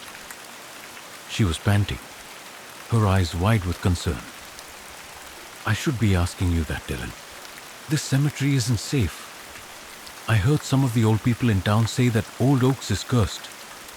Anyone who finds the unmarked grave at the corner of the cemetery disappears forever." I was shocked, staring at Clara, my voice trembling. "So you know about that grave?" She nodded, her eyes filled with fear. "I've looked into some old records at the library. Since the 1920s, there have been many strange disappearances in this town, all linked to Old Oak Cemetery. The missing people all saw their own faces on a gravestone, just like what you're going through." A chill spread through my body once again. I forced myself to ask, but how could they see their own face on that grave before they were even born? Clara shook her head, her face helpless. "No one can explain it, but there's a theory that's been passed down. That grave doesn't belong to this world. It's a gateway that forewarns an inevitable fate. Anyone who sees their face engraved on it has their death day sealed. There's no way to change it." I took a deep breath, trying to push away the dizziness that was overwhelming me. A sense of helplessness consumed me, as though I was being pulled into an inescapable vortex.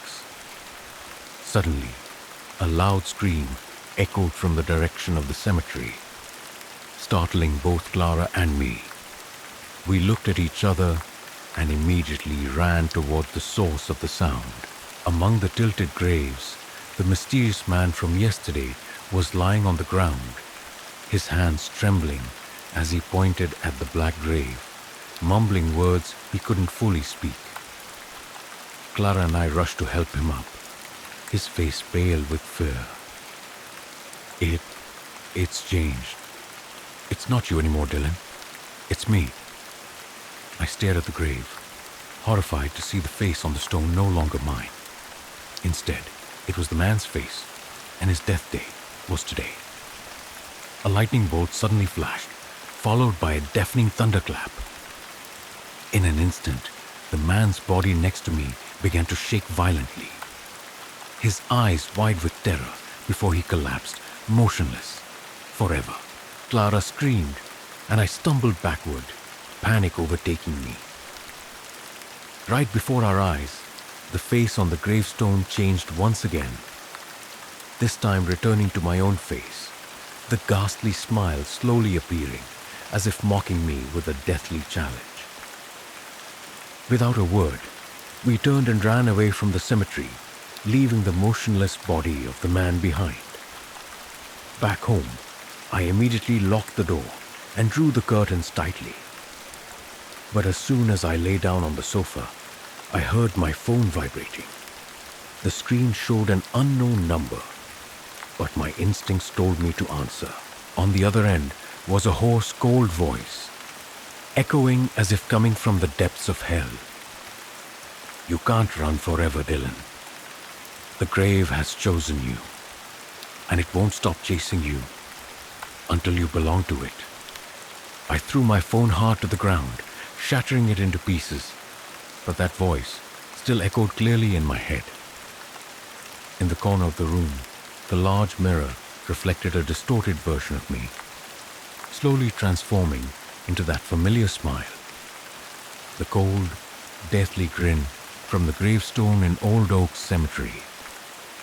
That fateful Friday is approaching, and I have no idea how to escape the destiny carved into that stone. The following days passed in a state of panic and exhaustion. I couldn't sleep a single second because every time I closed my eyes, the image of my face carved on the tombstone with a savage grin would vividly reappear. I started to doubt myself. Was I losing my mind? Was this a long nightmare I hadn't woken up from yet? However, deep inside, I knew this wasn't just an illusion. The strange signs began to appear more frequently, like an invisible spider's web surrounding my life. On Tuesday afternoon, I decided to leave the house in an attempt to escape the suffocating atmosphere that was slowly choking me. I drove aimlessly through Crestview town, my mind filled with unanswered questions. Unconsciously, I stopped in front of the town library. Maybe Clara could help me find a clue. Stepping inside, the usual quiet atmosphere now made me feel uneasy. The long rows of bookshelves stretched out, dark and endless, like tunnels leading to nowhere. I called out softly, "Clara, are you here?" No answer. I walked deeper into the research area, where Clara used to work. A cold sensation crept into my breath as I noticed her desk was empty. Papers were scattered around, and books were disorganized, lying across the floor. "Clara?" I raised my voice a bit, trying to hide the trembling in it. A faint noise came from the archive room at the back of the library. I turned my head and quickly walked toward it, my heart pounding in my chest. The door was slightly ajar, just enough for a small beam of light to slip through. I pushed the door gently, then froze in horror. Clara was sitting on the floor, surrounded by old documents and photographs. In her hands, she held a thick book with yellowed pages. But what stopped me in my tracks was the look in her eyes, panicked, dazed, as if she had just witnessed something unimaginable. "Clara, what happened?" I rushed to her side, gently placing my hand on her shoulder.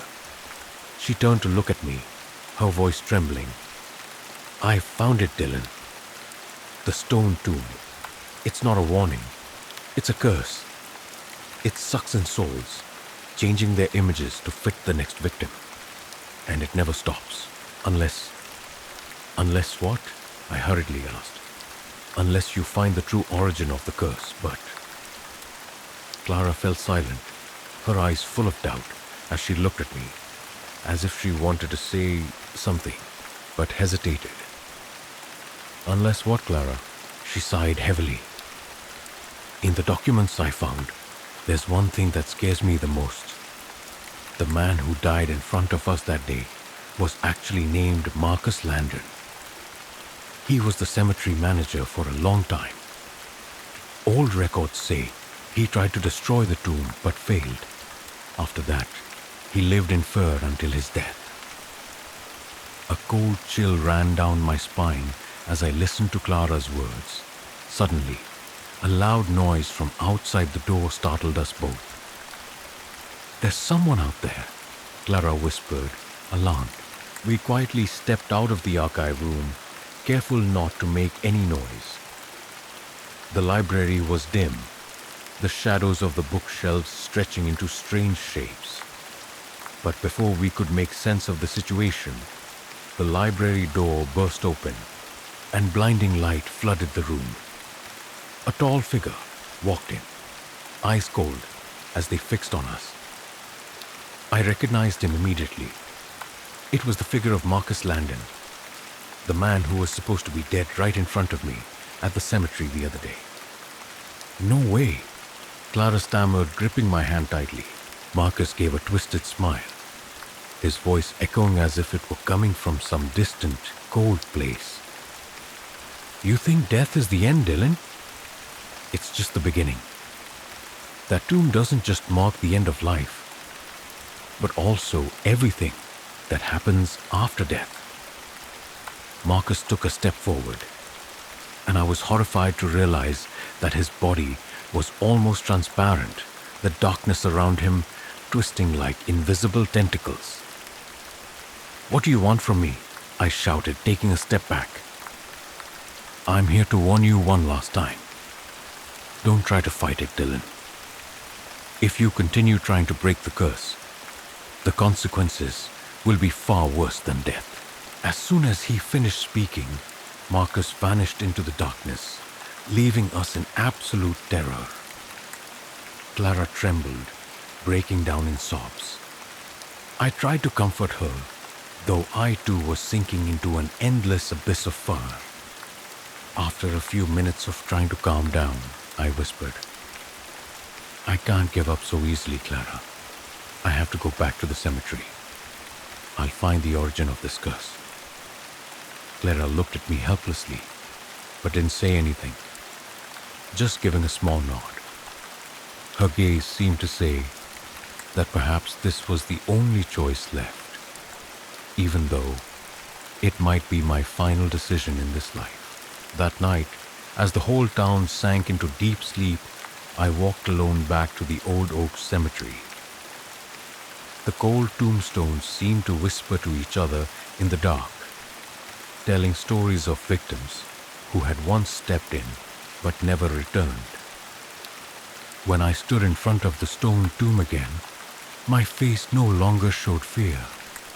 Instead, there was a cold determination. I knew there was only one way to end all of this.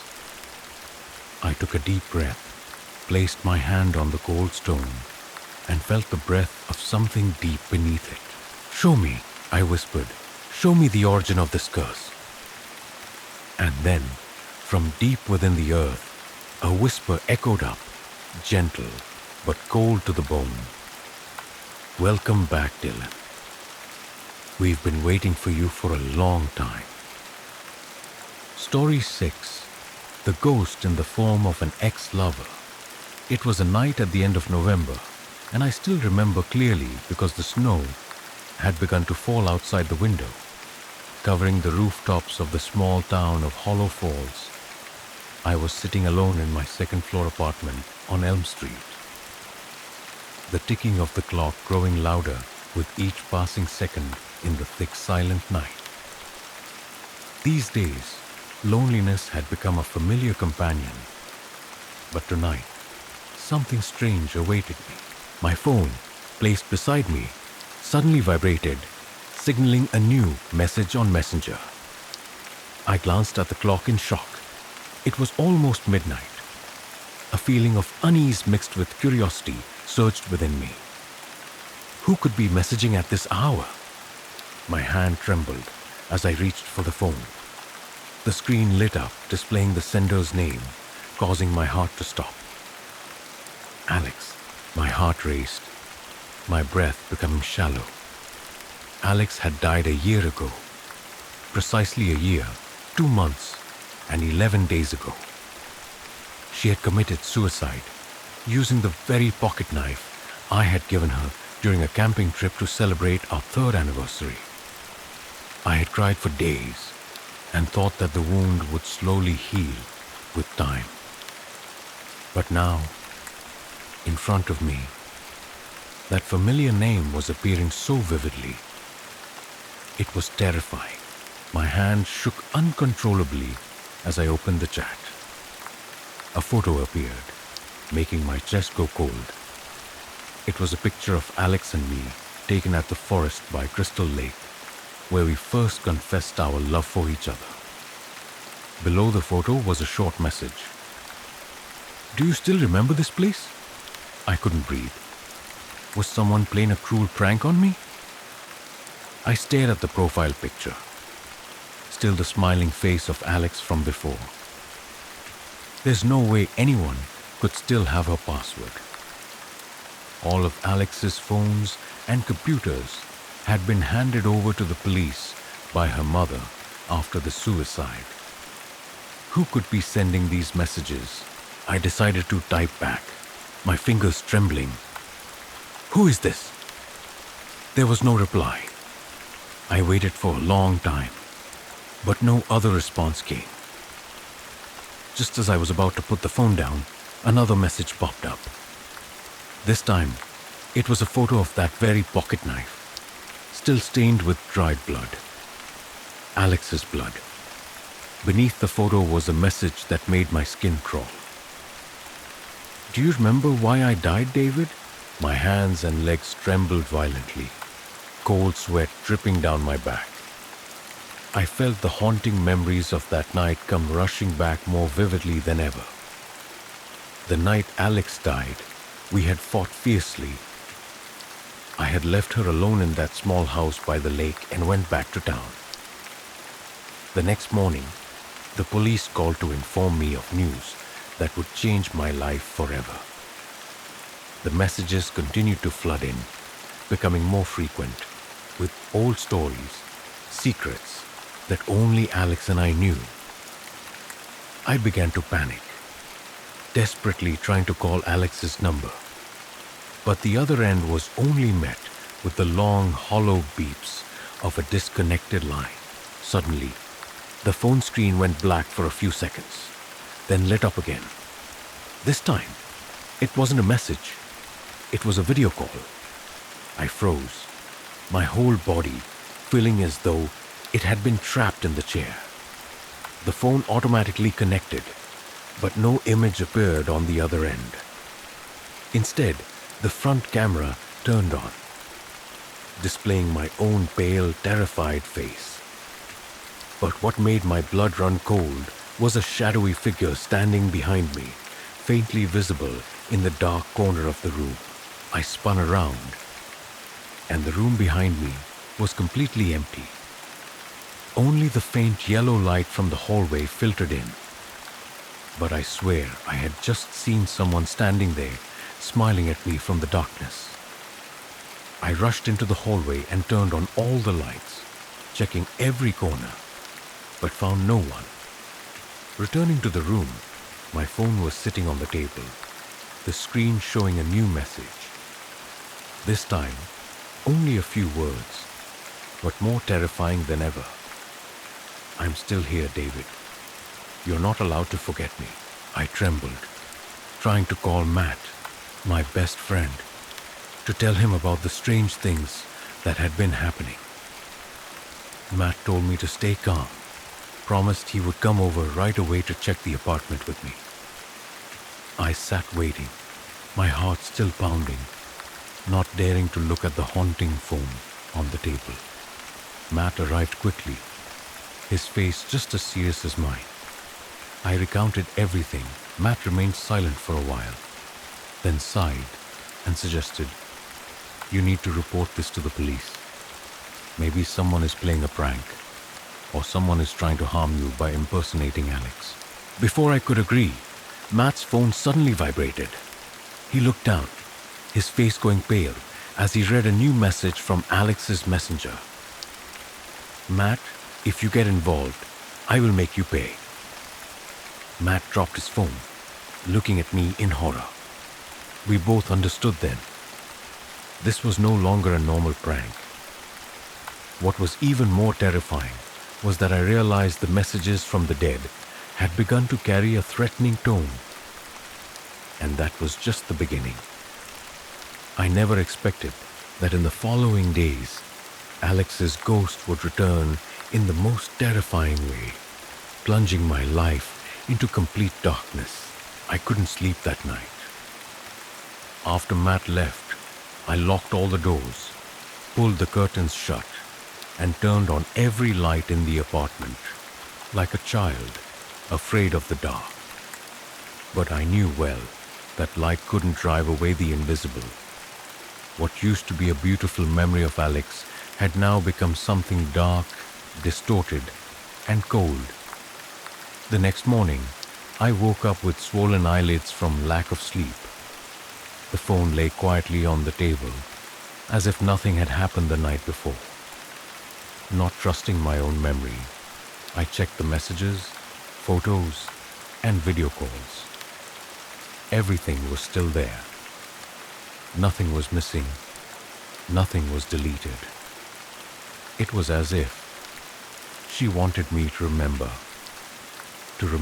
every little thing. I was late for work, and all day long, I felt like someone was watching me, whether I was standing in the office, stepping into the bathroom, or simply sitting in my car in the parking lot. I glanced at the rearview mirror.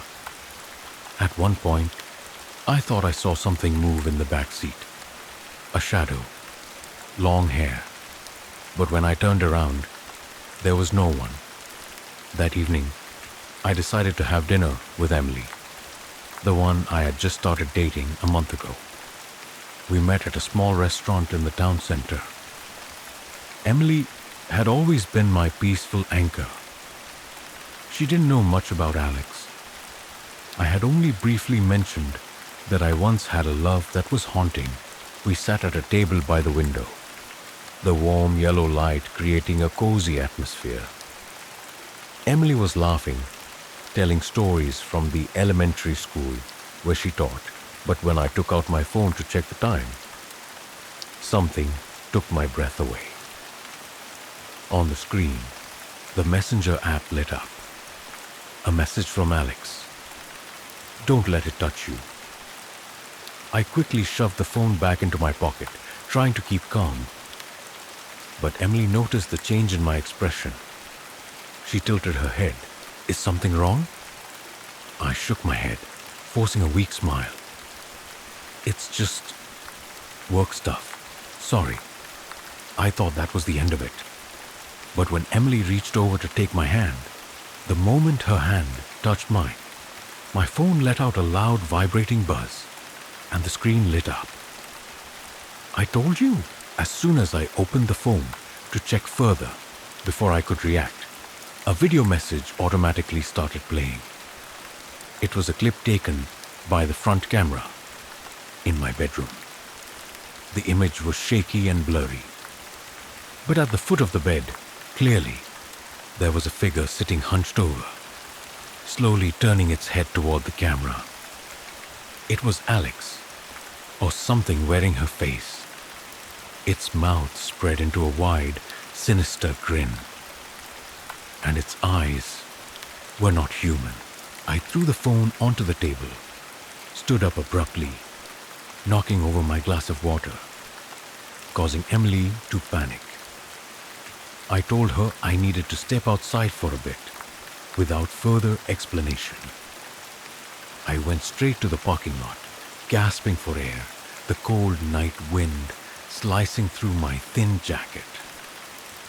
I started to feel like there was an invisible string tightening around my neck. Unseen but tightening every day. Around midnight, I took Emily back to her place. Despite the fear, I didn't want Emily to be alone, not after seeing those messages. On the drive back to my apartment, I decided I would have a serious conversation with someone. Maybe the police, or at least a psychic.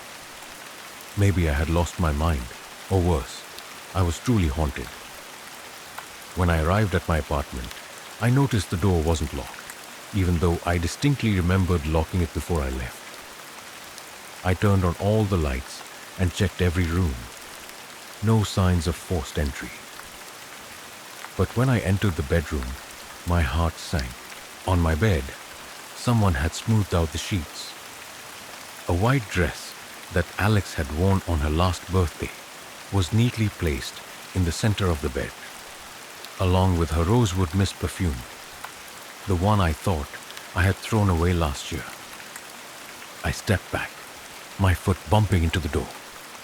At that moment, the lights suddenly went out. The entire apartment plunged into darkness. I fumbled for my phone to turn on the flashlight, but the screen had already lit up on its own. There was a video call coming in from Emily. My heart skipped a beat. I answered, "Emily, are you okay?" There was no answer, but on the screen, the image appeared. Emily's apartment, the front door wide open, the lights flickering as if they were about to burn out. In the video, from the left corner of the screen, a figure in a white dress, hair loose, was slowly walking in. I screamed, "Emily!" I ran to the car, driving like mad to her house, calling her continuously, but no one answered. When I arrived, the lights in her house were still on. The door was locked, no signs of a break-in. I knocked on the door repeatedly. Finally, Emily opened it, groggy and confused. "What's going on? Is something wrong?" I looked inside. The house was completely quiet. No one in a white dress, no ghost hiding behind the door. I stammered, "I saw something. Something is coming for you." Emily hugged me, comforting me. But I knew I wasn't crazy. I had seen it. And it became even more certain when, as I was about to leave, she looked into the living room mirror and suddenly froze. "David, whose is this?" I turned to follow her gaze. On the mirror, scratched in what looked like sharp nails, was a message. "Nobody can replace me." Emily was terrified, and I was frozen in place. That confirmed one thing. Alex hadn't just sent messages. She was here, and she was angrier than ever. I left Emily's house at 3 a.m., the cold biting through the air. As I drove down the deserted road back to my apartment, I had a distinct feeling, as if someone was sitting right behind me, breathing lightly on my neck. But every time I looked in the rearview mirror, the back seat was empty. I started to fear my own awareness. Every sign felt like a needle dripping into my mind, embedding each breath, each small movement of mine throughout the day. I was no longer myself. When I got home, I didn't turn on the lights. At this point, light was no longer salvation. It only made me see the things I didn't want to see. I sat in the darkness, the phone still in my hand, trembling with each word I read again from the message Alex had carved on Emily's mirror. Nobody can replace me. I thought about Alex's last days. We had been distant, but not hateful. I remembered writing a long email to send to her after that argument, but I never sent it. I opened the old computer in the study, and it still had the folder, Alex Everything. I had never had the courage to delete it. Inside the folder, aside from photos and diaries, was a strange file named After. I didn't remember creating that file. I opened it. It was a series of images taken from the laptop's camera. This very laptop. Every picture was the same. A direct shot from the desk. But the disturbing part was, in each photo, someone was sitting right behind me. At first, it was just a shadow. But as it went on, the face became clearer. It was Alex. And there was one undeniable fact. These photos were taken after Alex had died. I broke into a cold sweat. The last photo was taken 3 days ago.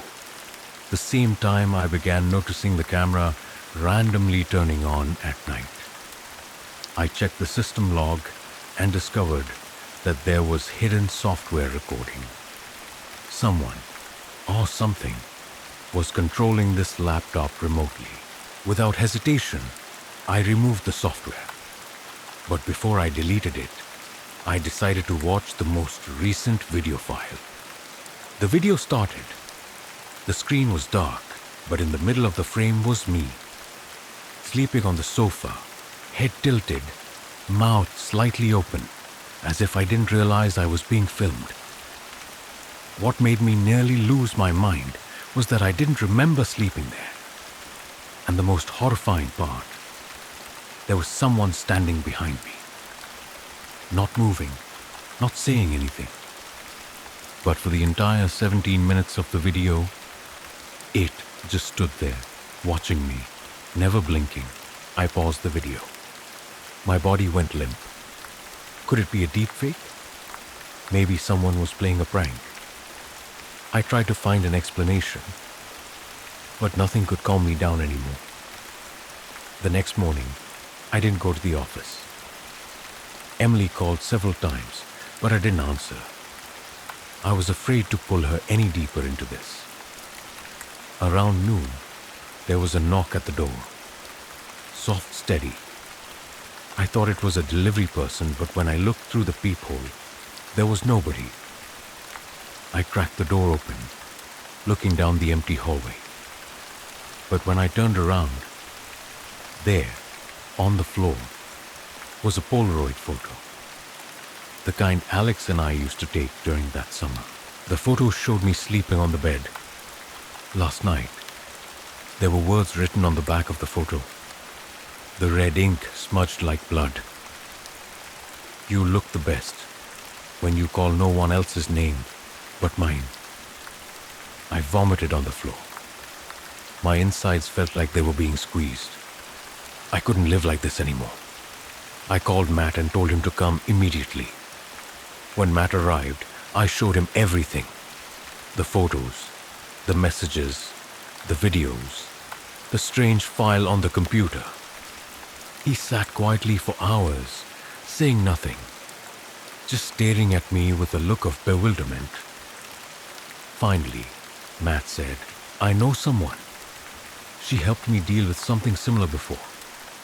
She's not a psychic and she's not the police, but she sees things that others can't." I had nothing left to lose. We drove to an old house about 40 minutes outside of town. The owner was an elderly black woman named Celeste. She lived alone, and her house smelled of rotting wood and half-burnt incense. Celeste looked at me for a long while after hearing the story. She didn't ask any more questions. She just whispered, "She hasn't left, and it's not because of love. It's because of hatred." I sat there, frozen. Celeste pulled out a photo frame with a mirror in the center and placed it on the table. She invited me to sit across from her. After muttering a few words in a language I didn't understand, she said, "Look into this. But if you hear someone call your name, don't respond." I looked. At first, it was just a regular mirror reflecting my pale face. But then, from behind, Alex appeared. She didn't look like she did when she was alive. Her skin was pale, her lips were purple, her eyes were deep black, like wet charcoal. She stood right behind me and whispered in a drawn-out voice, "David, do you remember? You abandoned me. I died because of you. I bit my lip, not answering. She moved closer, her face nearly pressed against mine in the mirror. Her breath seemed to fill the air. You can't love anyone else. If you do, I will come back. Suddenly Alex screamed, her face distorting, the mirror shattered. I recoiled from the table, gasping for air, sweat pouring down my face. Celeste just looked at me, saying nothing. Finally, she sighed. To get rid of her, you must go back to where she died and say what you've never said. I understood what she meant. I would have to return to the wooden cabin by Crystal Lake, where Alex had used a pocket knife to slit her throat and take her life. The place where I left her for the last time. I must go back. But this time, I may never come back. I never thought I'd return to that place. The old wooden cabin by Crystal Lake, where everything began, and where a part of my soul ended. That morning, the lake was unnaturally calm. No clouds in the sky, soft sunlight filtering through the bare winter branches. Each step I took down the dirt path into the forest stirred old memories. Alex's laughter, her hand gripping mine the first time we came here, the pine-scented cabin we built together, and her final glance at me, eyes filled with tears, but no blame, only despair. Back then I had walked away after an argument. A simple decision, yet I had no idea how much pain it would cause. For her, and for myself. The house hadn't changed. The door was still rotting, the hinges groaning as I pushed it open. Cold, the smell of damp wood, the stale scent of time, and something faintly like ashes. I stepped inside, my weak flashlight barely illuminating the floating dust and signs of a life long gone. A worn-out armchair, a faded rug, and a dark stain near the fireplace. I froze. The blood had long dried, turned deep brown, and soaked into the wood. But I recognized it instantly. It was where Alex collapsed. I had thought the police had cleaned everything, but it remained. A part of her never left. I moved closer, knelt down, laid my hand gently on the bloodstain. Alex, I whispered, I'm sorry. I should have stayed. I should have listened. I never meant to leave like that. Do you know that? The wind outside picked up, whistling through the cracks in the wooden walls like someone exhaling. I could feel it. The air changed, heavier, colder. And then, the back door creaked open, though I was sure I had shut it. I stood up, flashlight casting a beam into the hallway behind the house. A trail of wet footprints stretched from the door to the old bedroom, but the snow outside had long since dried. Who, or what, had just entered? Step by cautious step, I moved forward. The flashlight trembled in my grip. Its light fell into the familiar bedroom. There was someone lying on the bed. I crept closer, then stopped dead. It was Alex, lying on her side, back turned to me, her brown hair fanned across the pillow. Just as I remembered her sleeping all those nights. But that body wasn't breathing. My hand trembled as I reached out and gently touched her shoulder. Alex. The moment my finger brushed the fabric of her white shirt, the body turned. No face, no eyes, no nose, no mouth, just smooth, polished skin like wax. But from within, I heard laughter, cold, unhinged, echoing from the rotting depths of a broken soul. I stumbled backward, tripping on the doorframe, flashlight clattering to the floor. Its beam flickering, that faceless thing began crawling toward me. Not walking, but dragging itself forward with its arms. every pull accompanied by a sickening scraping noise. I fled into the living room, but the flashlight was almost dead, blinking weakly. I fumbled for my phone, but it wasn't in my pocket. I knew I brought it. It couldn't be gone. And then I saw it. The phone, sitting on the coffee table. The screen lit up. A video was playing, filmed from a ceiling corner. On screen, me, standing in that exact room right now. But I wasn't alone in the frame. Behind me was Alex, the Alex I used to know. Soft features, sorrowful eyes. Not the faceless horror from moments ago. She stood there. But in the video, I never turned around. Suddenly, the video shook. The screen glitched, and then a line of text appeared, as if clawed into the glass. Don't say sorry. You're staying forever. The phone went black. The flashlight died. I was swallowed in complete darkness. The space around me seemed to shrink. The wind fell silent. All I could hear was my heartbeat and slow, deliberate footsteps behind me. I turned inch by inch. Alex stood there, this time with the face she had in life, but her eyes, pitch black, like spilled ink, and her mouth, bleeding. You said sorry. She spoke, voice warped like a broken tape recorder. But you were never sincere. You forgot me.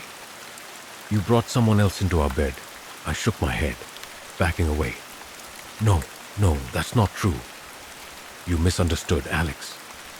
She let out a guttural scream, her entire body convulsing. Her long nails raked across her own neck, tearing her skin open. And then a deeper voice, not hers, spoke through her mouth. She's already dead, but I'm not. I bolted for the front door, kicking it open. Snow swallowed my ankles. I ran, blindly, madly, never looking back. I couldn't. I just knew. I had to get away. While I still could. Back in town, I spent the night hiding at Matt's place. I told him everything. He didn't laugh, didn't question me. He just said, "You need to leave Hollow Falls, get away, before that thing makes you part of that cabin too." I nodded, but I knew. It was already too late. When I opened my backpack to look for my phone, I found something else inside. Alex's ring. The greenstone ring I gave her that Christmas. And with it, a small piece of paper. The writing jagged, as if scribbled by a trembling left hand. "If you leave me again, I'll drag you down with me." Story 7. Haunted by Regret. The Souls That Return. I never believed in demons, never, until that fateful night. My name is James Callahan. I'm 27 years old, living in a small town called Millersfield in northern Oregon. I work as a sound engineer for an advertising company. But after the accident last year, I quit my job and moved to a house on the outskirts. An old rented place with moss-covered brick walls, about 2 miles away from the town center. Every night, I hear that sound. The clash of metal, the screech of wheels, then suddenly silence. Then the scream, burning, painful, pleading, as if time rewound to the moment of that accident. I survived. The others did not. It was winter, and the snow was falling heavily. We, me, Mark, Sarah, and Emily, were on our way back from a trip to Mount Hood. I was driving, even though I had drunk 2 beers at a roadside bar. Sarah was in the front seat while Mark and Emily dozed in the back. I don't remember how I lost control. Just the sound of a crash, followed by smoke, fire, and screams that seemed to tear through my chest. I crawled out of the car through the broken window, blood dripping into my eyes. I saw Mark crushed between the seats, his head hanging limp. Emily was unrecognizable. Only Sarah, She was still alive. She clung to my hand, her mouth repeating over and over, "Don't leave me, James, don't leave me." But the smoke was too thick, the fire too fierce, and I was scared. I stepped back, and I ran. The police later said the explosion was too fast for anyone to save them, but I knew I could have. It's been almost a year since that night. I often wake up at 2:11 a.m. No alarm, no clear reason.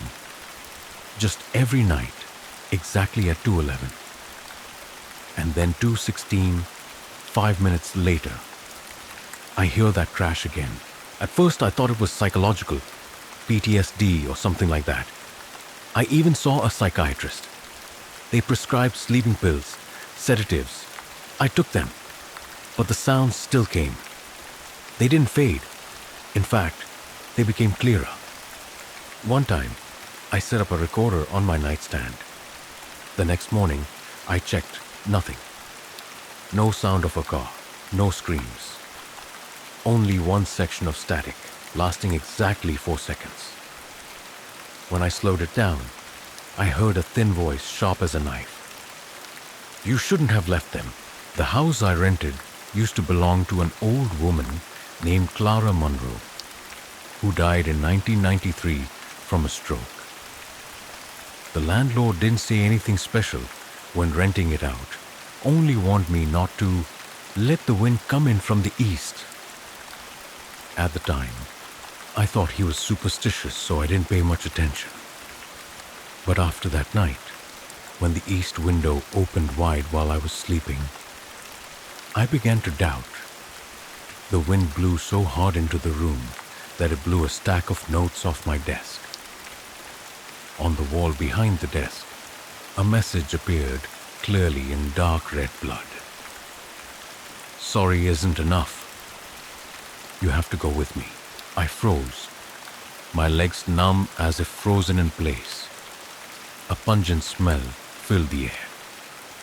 I rushed to the bathroom, splashed water on my face, trembling as I looked at myself in the mirror, but the reflection wasn't me. It was Sarah. She was crying blood. I started checking around the house. Small signs appeared everywhere. A photo I never took, placed neatly on the shelf, showing me and Mark.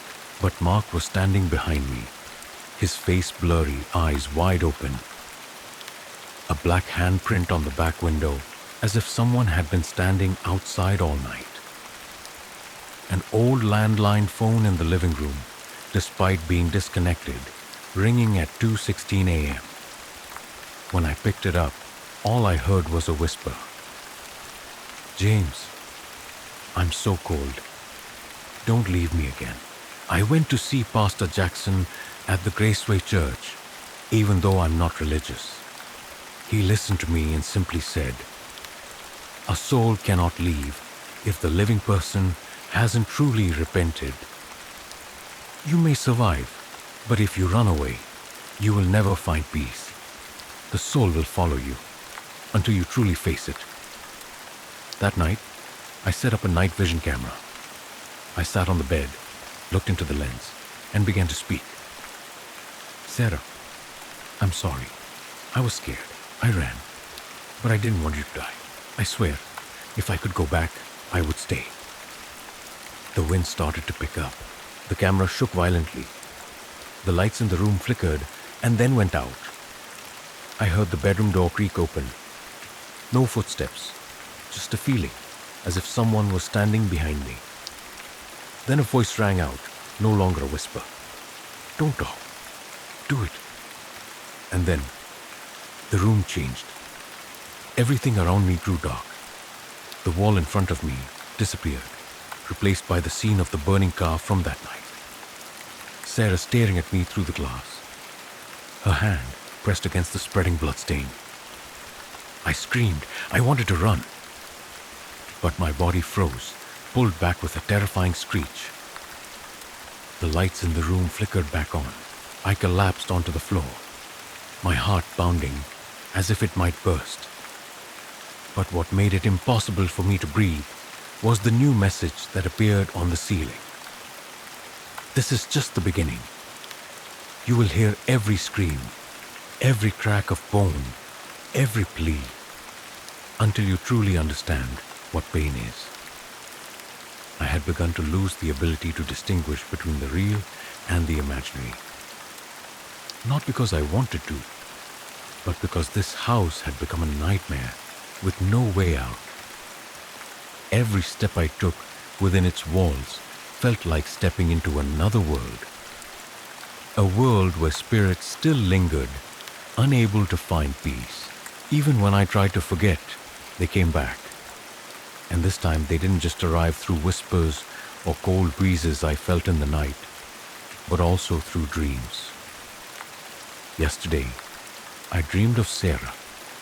The scene was vivid. She stood on the wet grass, raindrops speckling her hair, her face full of pain and hatred.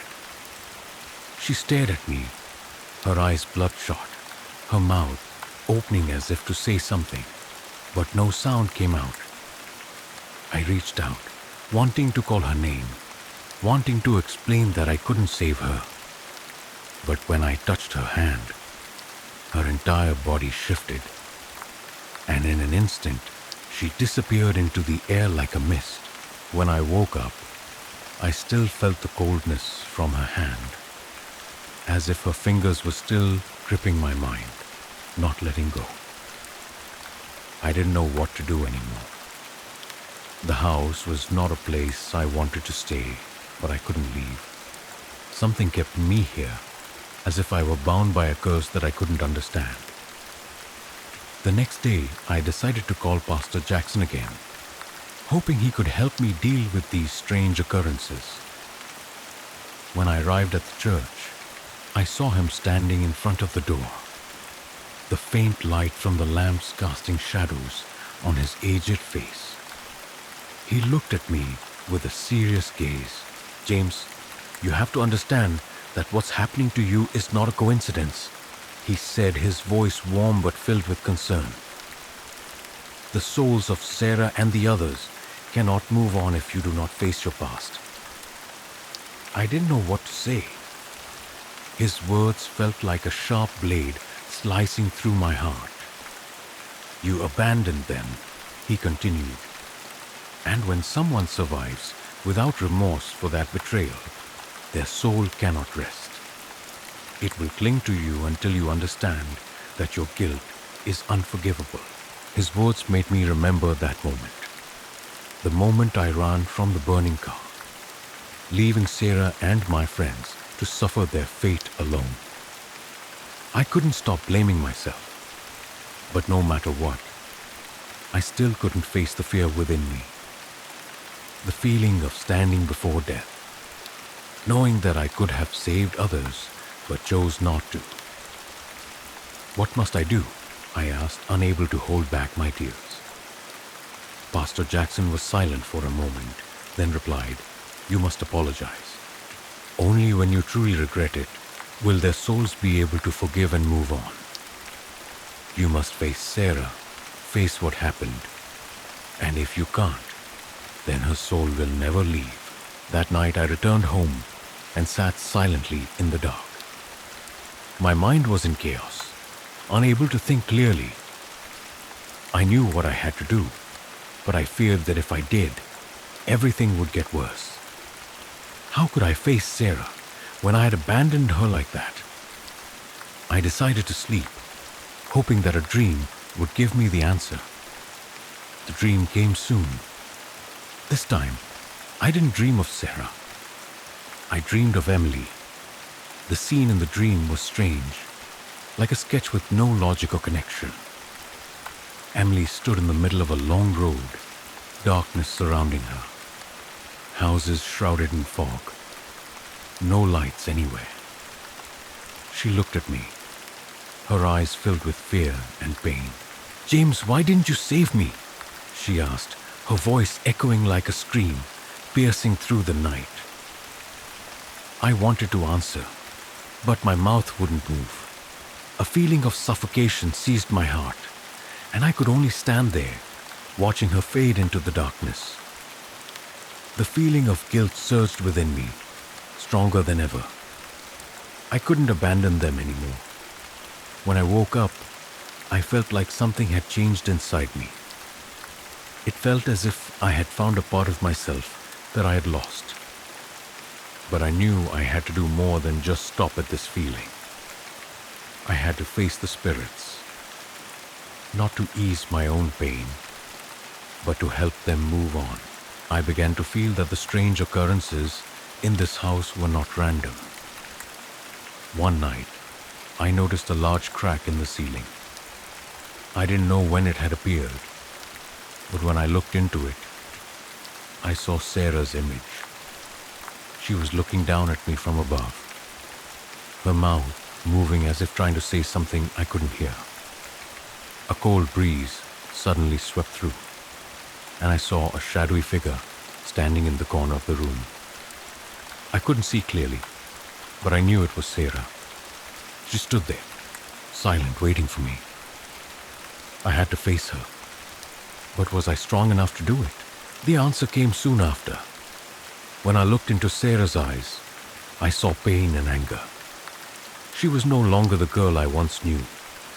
Her eyes were empty, and from deep within those eyes, I heard a sigh. The sigh of a soul that couldn't move on. The only question I needed to answer was I brave enough to face my guilt? I couldn't sleep. Not because I didn't want to, but because I knew every time I closed my eyes, I would face Sarah and the souls that could not move on. The feeling was like a shadow following me day and night, a fear seeping into every cell of my body. A few days later, I went back to the church to see Pastor Jackson. But this time, I didn't come seeking advice. I came to confront something I couldn't continue to avoid. I had made the decision to face the truth. When I walked in, he was kneeling, praying at the altar, his hands gripping the rosary, his eyes shut as if he were immersed in another world. I stood by the door, too afraid to disturb him, just standing there, watching him for a moment, as if searching for the peace I had lost long ago. He opened his eyes when I entered and looked at me seriously. "James, what have you decided?"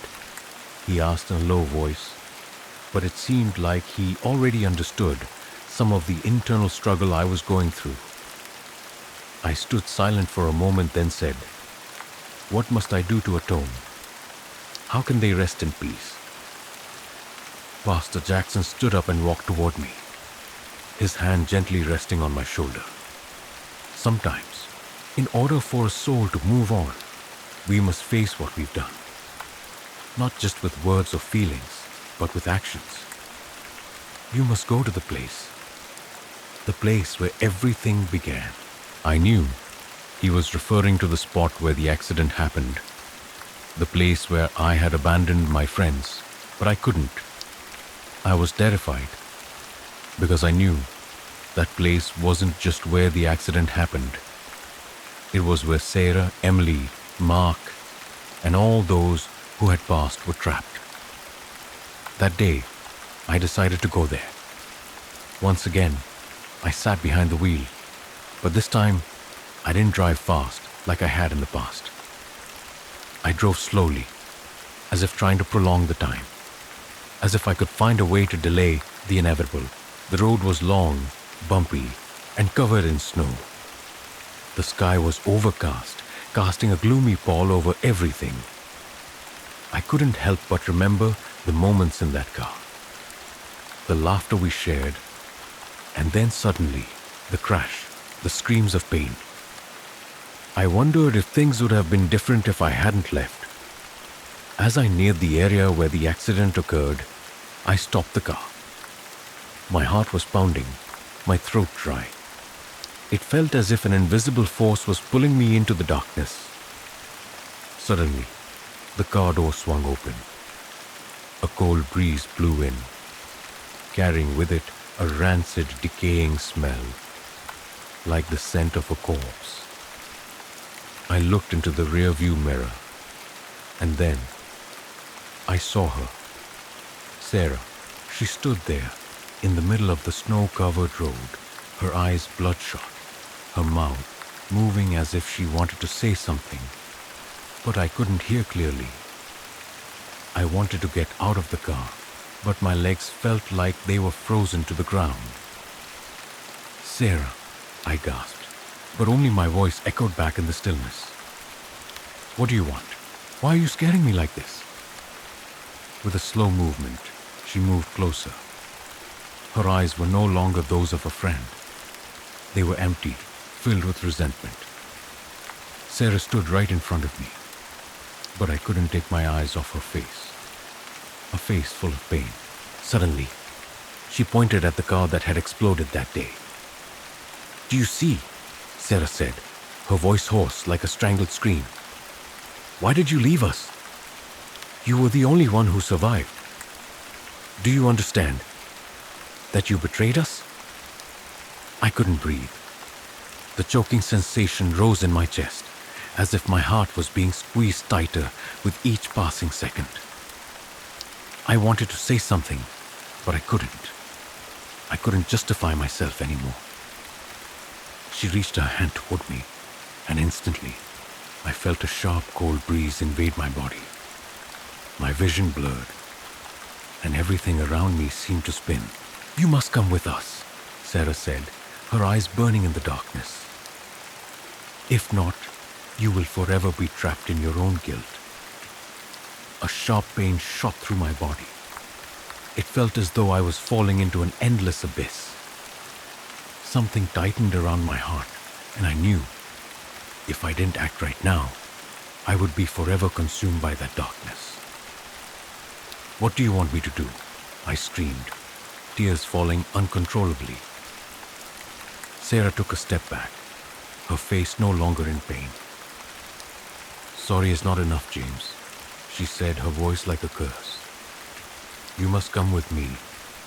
You must endure the pain you caused." When I opened my eyes, everything was as it was before. She was no longer there, only the cold road and the car, now stained with blood and destruction. When I got home, I felt exhausted, but I couldn't sleep. I sat at the table, looking at the only remaining photo of us, Sarah, Emily, Mark, and me, back when we were friends. I knew what I had to do. I had to find a way to make amends. Only then could their souls rest, and I could be freed from this haunting. Story 8. The stench from the coat of the deceased. When I walked into the second-hand store, hidden down a small road in the remote mountains, I had no idea that I was making a decision that could change my life forever. The store had no clear name, just a shabby room with worn-out fabric-covered chairs, shelves full of old items, and an air of stagnation, as if time had forgotten how to pass here. But there was one thing I couldn't resist. A winter coat, old but somehow alluring. It was hanging right above a pile of things, quietly waiting for someone to notice. Its color had faded, but it was still clear enough to tell it once belonged to someone who took great care of it in the past. A black coat, thick and sturdy, it seemed to have once been a close companion to someone during cold, harsh winters. "Oh, this must have been really warm," I thought to myself as I gently ran my hand over the surface of the coat. Immediately, a strange sensation washed over me. It wasn't warmth or comfort, but a suffocating feeling, as if someone was standing right behind me, saying nothing, yet making me feel like I wasn't alone. I couldn't explain this, but I decided to buy the coat at an unbelievably cheap price. Too cheap for what it was worth. Was there some value I hadn't recognized? When I stepped out of the store, the sky began to gray, dark clouds rolled in, and the air grew colder than ever. I hurried home, the black coat clinging to my body, as if it was destined to be mine. The first night I wore the new coat, that strange feeling returned. The sensation of someone resting their arm over my shoulders, as if someone was standing right behind me, their invisible hands gently touching my body. I turned around, but saw nothing but the thick darkness of the room. The smell of the coat was what kept me from taking my eyes off it.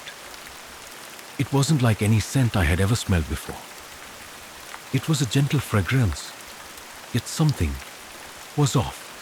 A smell of a body, but not a new body.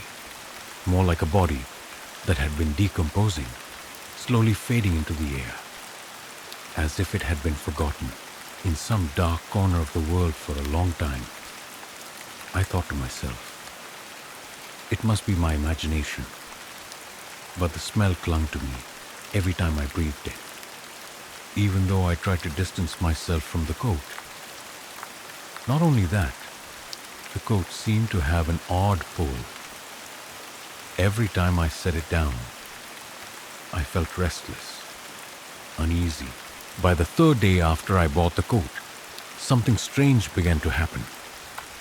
A large bruise appeared on my back, right where the coat had touched my body. This bruise was unlike any I had ever had. It took on a strange shape, like a hand with clearly bent fingers. Confusion and fear overwhelmed me.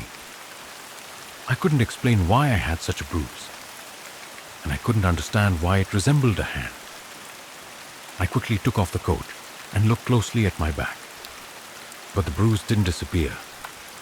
It was still there, clear as day, as if it were a mark that couldn't be erased. I didn't dare wear the coat anymore, but the strange sensation still didn't leave me. From that day on, odd things began to happen. Every night, as I prepared to go to sleep, I heard strange sounds coming from the coat. Sometimes it was the rustling sound, as if someone was flipping through the layers of fabric. Other times, it was faint whispers, almost inaudible, but still making me uneasy. One night, while I was asleep, I woke up in the middle of the night with the feeling of a cold hand touching my shoulder.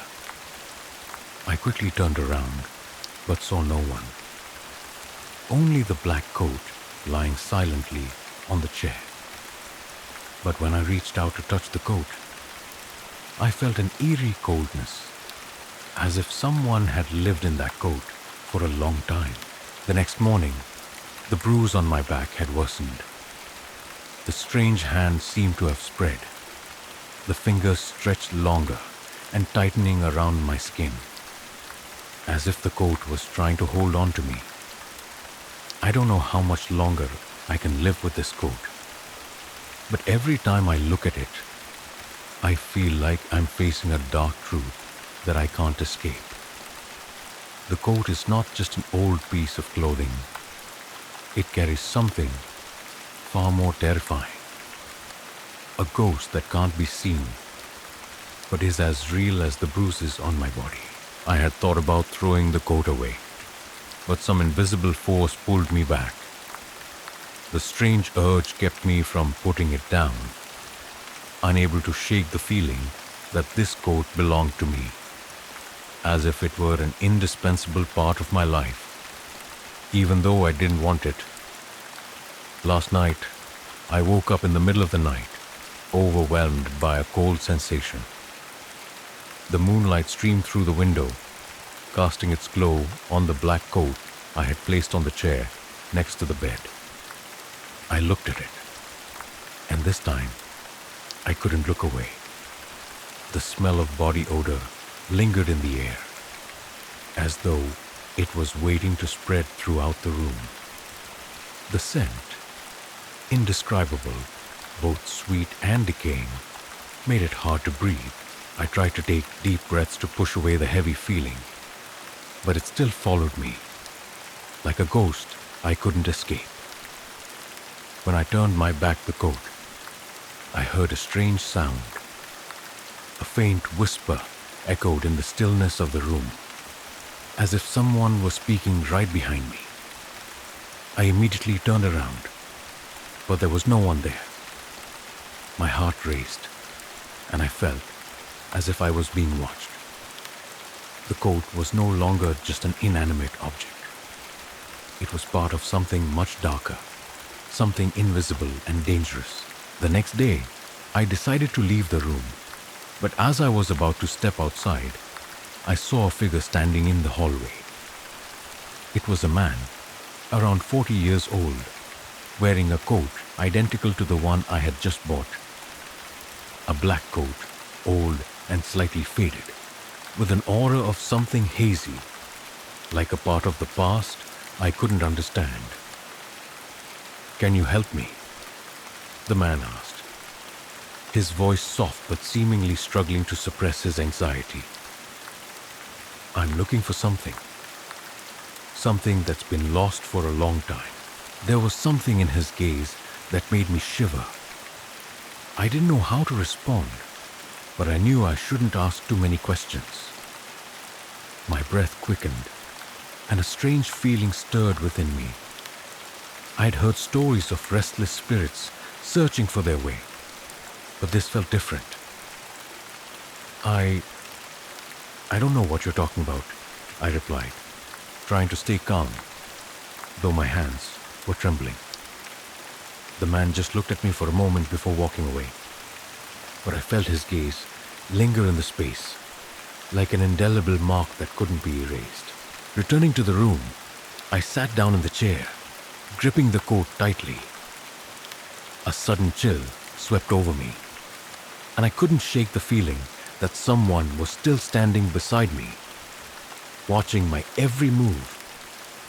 Every time I touched the coat, a shiver ran down my spine, as if the coat was sucking the life out of me. I wasn't sure anymore.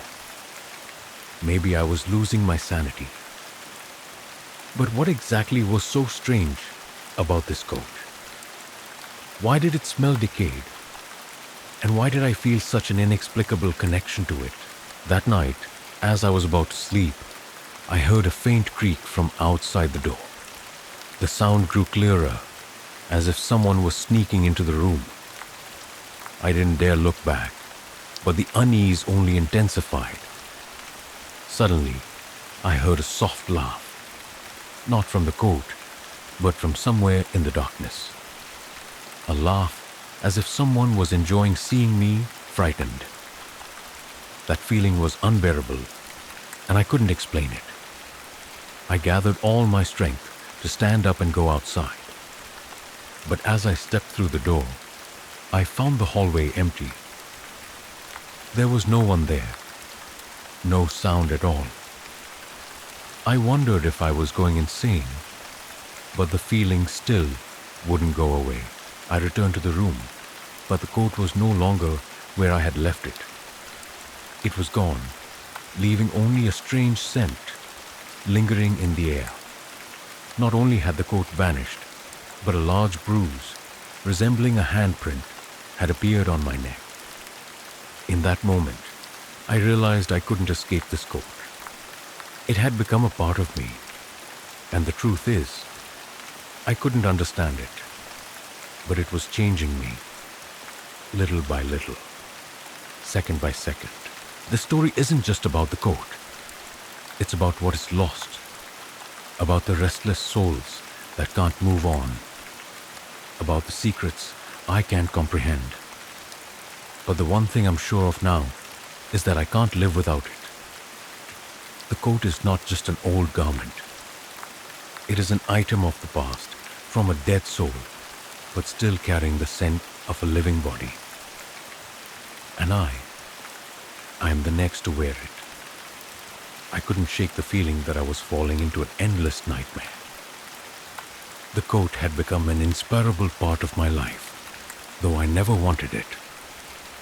That heavy feeling clung to me, haunting me every hour, every minute. Just when I began to think things might settle, something strange happened. One evening, after a long day, I returned to my room, and the coat was back. It lay on the chair as if it had been waiting for me, with the strange, decaying smell of a rotting body. But this time, the scent didn't just linger in the air. It seemed to suddenly surround me, threatening to suffocate me. I didn't dare approach it, but the whispers started again, this time clearer than ever. Unexplainable sounds, as though someone was standing near me, speaking to me in a soft voice, full of malice. "You can't escape." I heard that whisper clearly, coming from somewhere in the darkness of the room. I turned around, but no one was there. My heart raced, as if something was waiting to step out from the shadows. I froze, too afraid to move, but the whisper came again. "The coat, it's mine." I couldn't take it anymore. I rushed toward the coat, but as soon as I touched it, a cold shiver and a sharp pain hit me. Each thread in the coat felt like it was connected to an invisible agony. The pain surged through me, as if I were being pulled into another world. A world that no longer belonged to me. I quickly threw the coat away, but as I did, something unbelievable happened. The coat began to move, as if some invisible hand was holding it. It slid across the floor, dragging itself along an unclear path, as if leading me into a trap I couldn't escape. Then I saw a shadow appear in the dark corner of the room. A tall figure, wearing a coat identical to the one I had worn. But this time, the coat was no longer mine. It belonged to someone else. Someone who had died, but whose soul could not rest. The figure slowly stepped out of the darkness, its face unclear, blurry, like a memory wiped away. But its eyes locked onto mine, and I couldn't move, couldn't utter a word. I could feel the hatred in its gaze, as if it wanted me to return something I didn't even know. What do you want?" I stammered, my voice trembling. The figure didn't answer, but it began to move toward me. Each step it took sounded strange, as if the ground beneath it were cracking, leaving scars in the air that could never be healed. My eyes couldn't leave its face, even though I felt the cold presence of death closing in. As the figure came closer, I couldn't bear it any longer. A wave of pure terror overtook me, and I could do nothing but run out of the room, fleeing the house like a madman. I didn't know how far I ran, but when I stopped and turned to look back, I saw my house fading in the distance. It was no longer the home I once knew. It had become something else, something buried in the past, a place I could never return to. I dared not return to my house, but the truth was, I couldn't escape that coat. Every night, I heard whispers, laughter, and footsteps moving in the dark. It felt like a nightmare that would never end, and I could feel it getting closer. The sensation was like being surrounded by death, pulled into an unending loop. But I still hadn't figured out how to break free. The coat still haunted me, still clung to me in every sleep, every moment of my life. And I knew, no matter what I did, I would never escape this horrifying truth.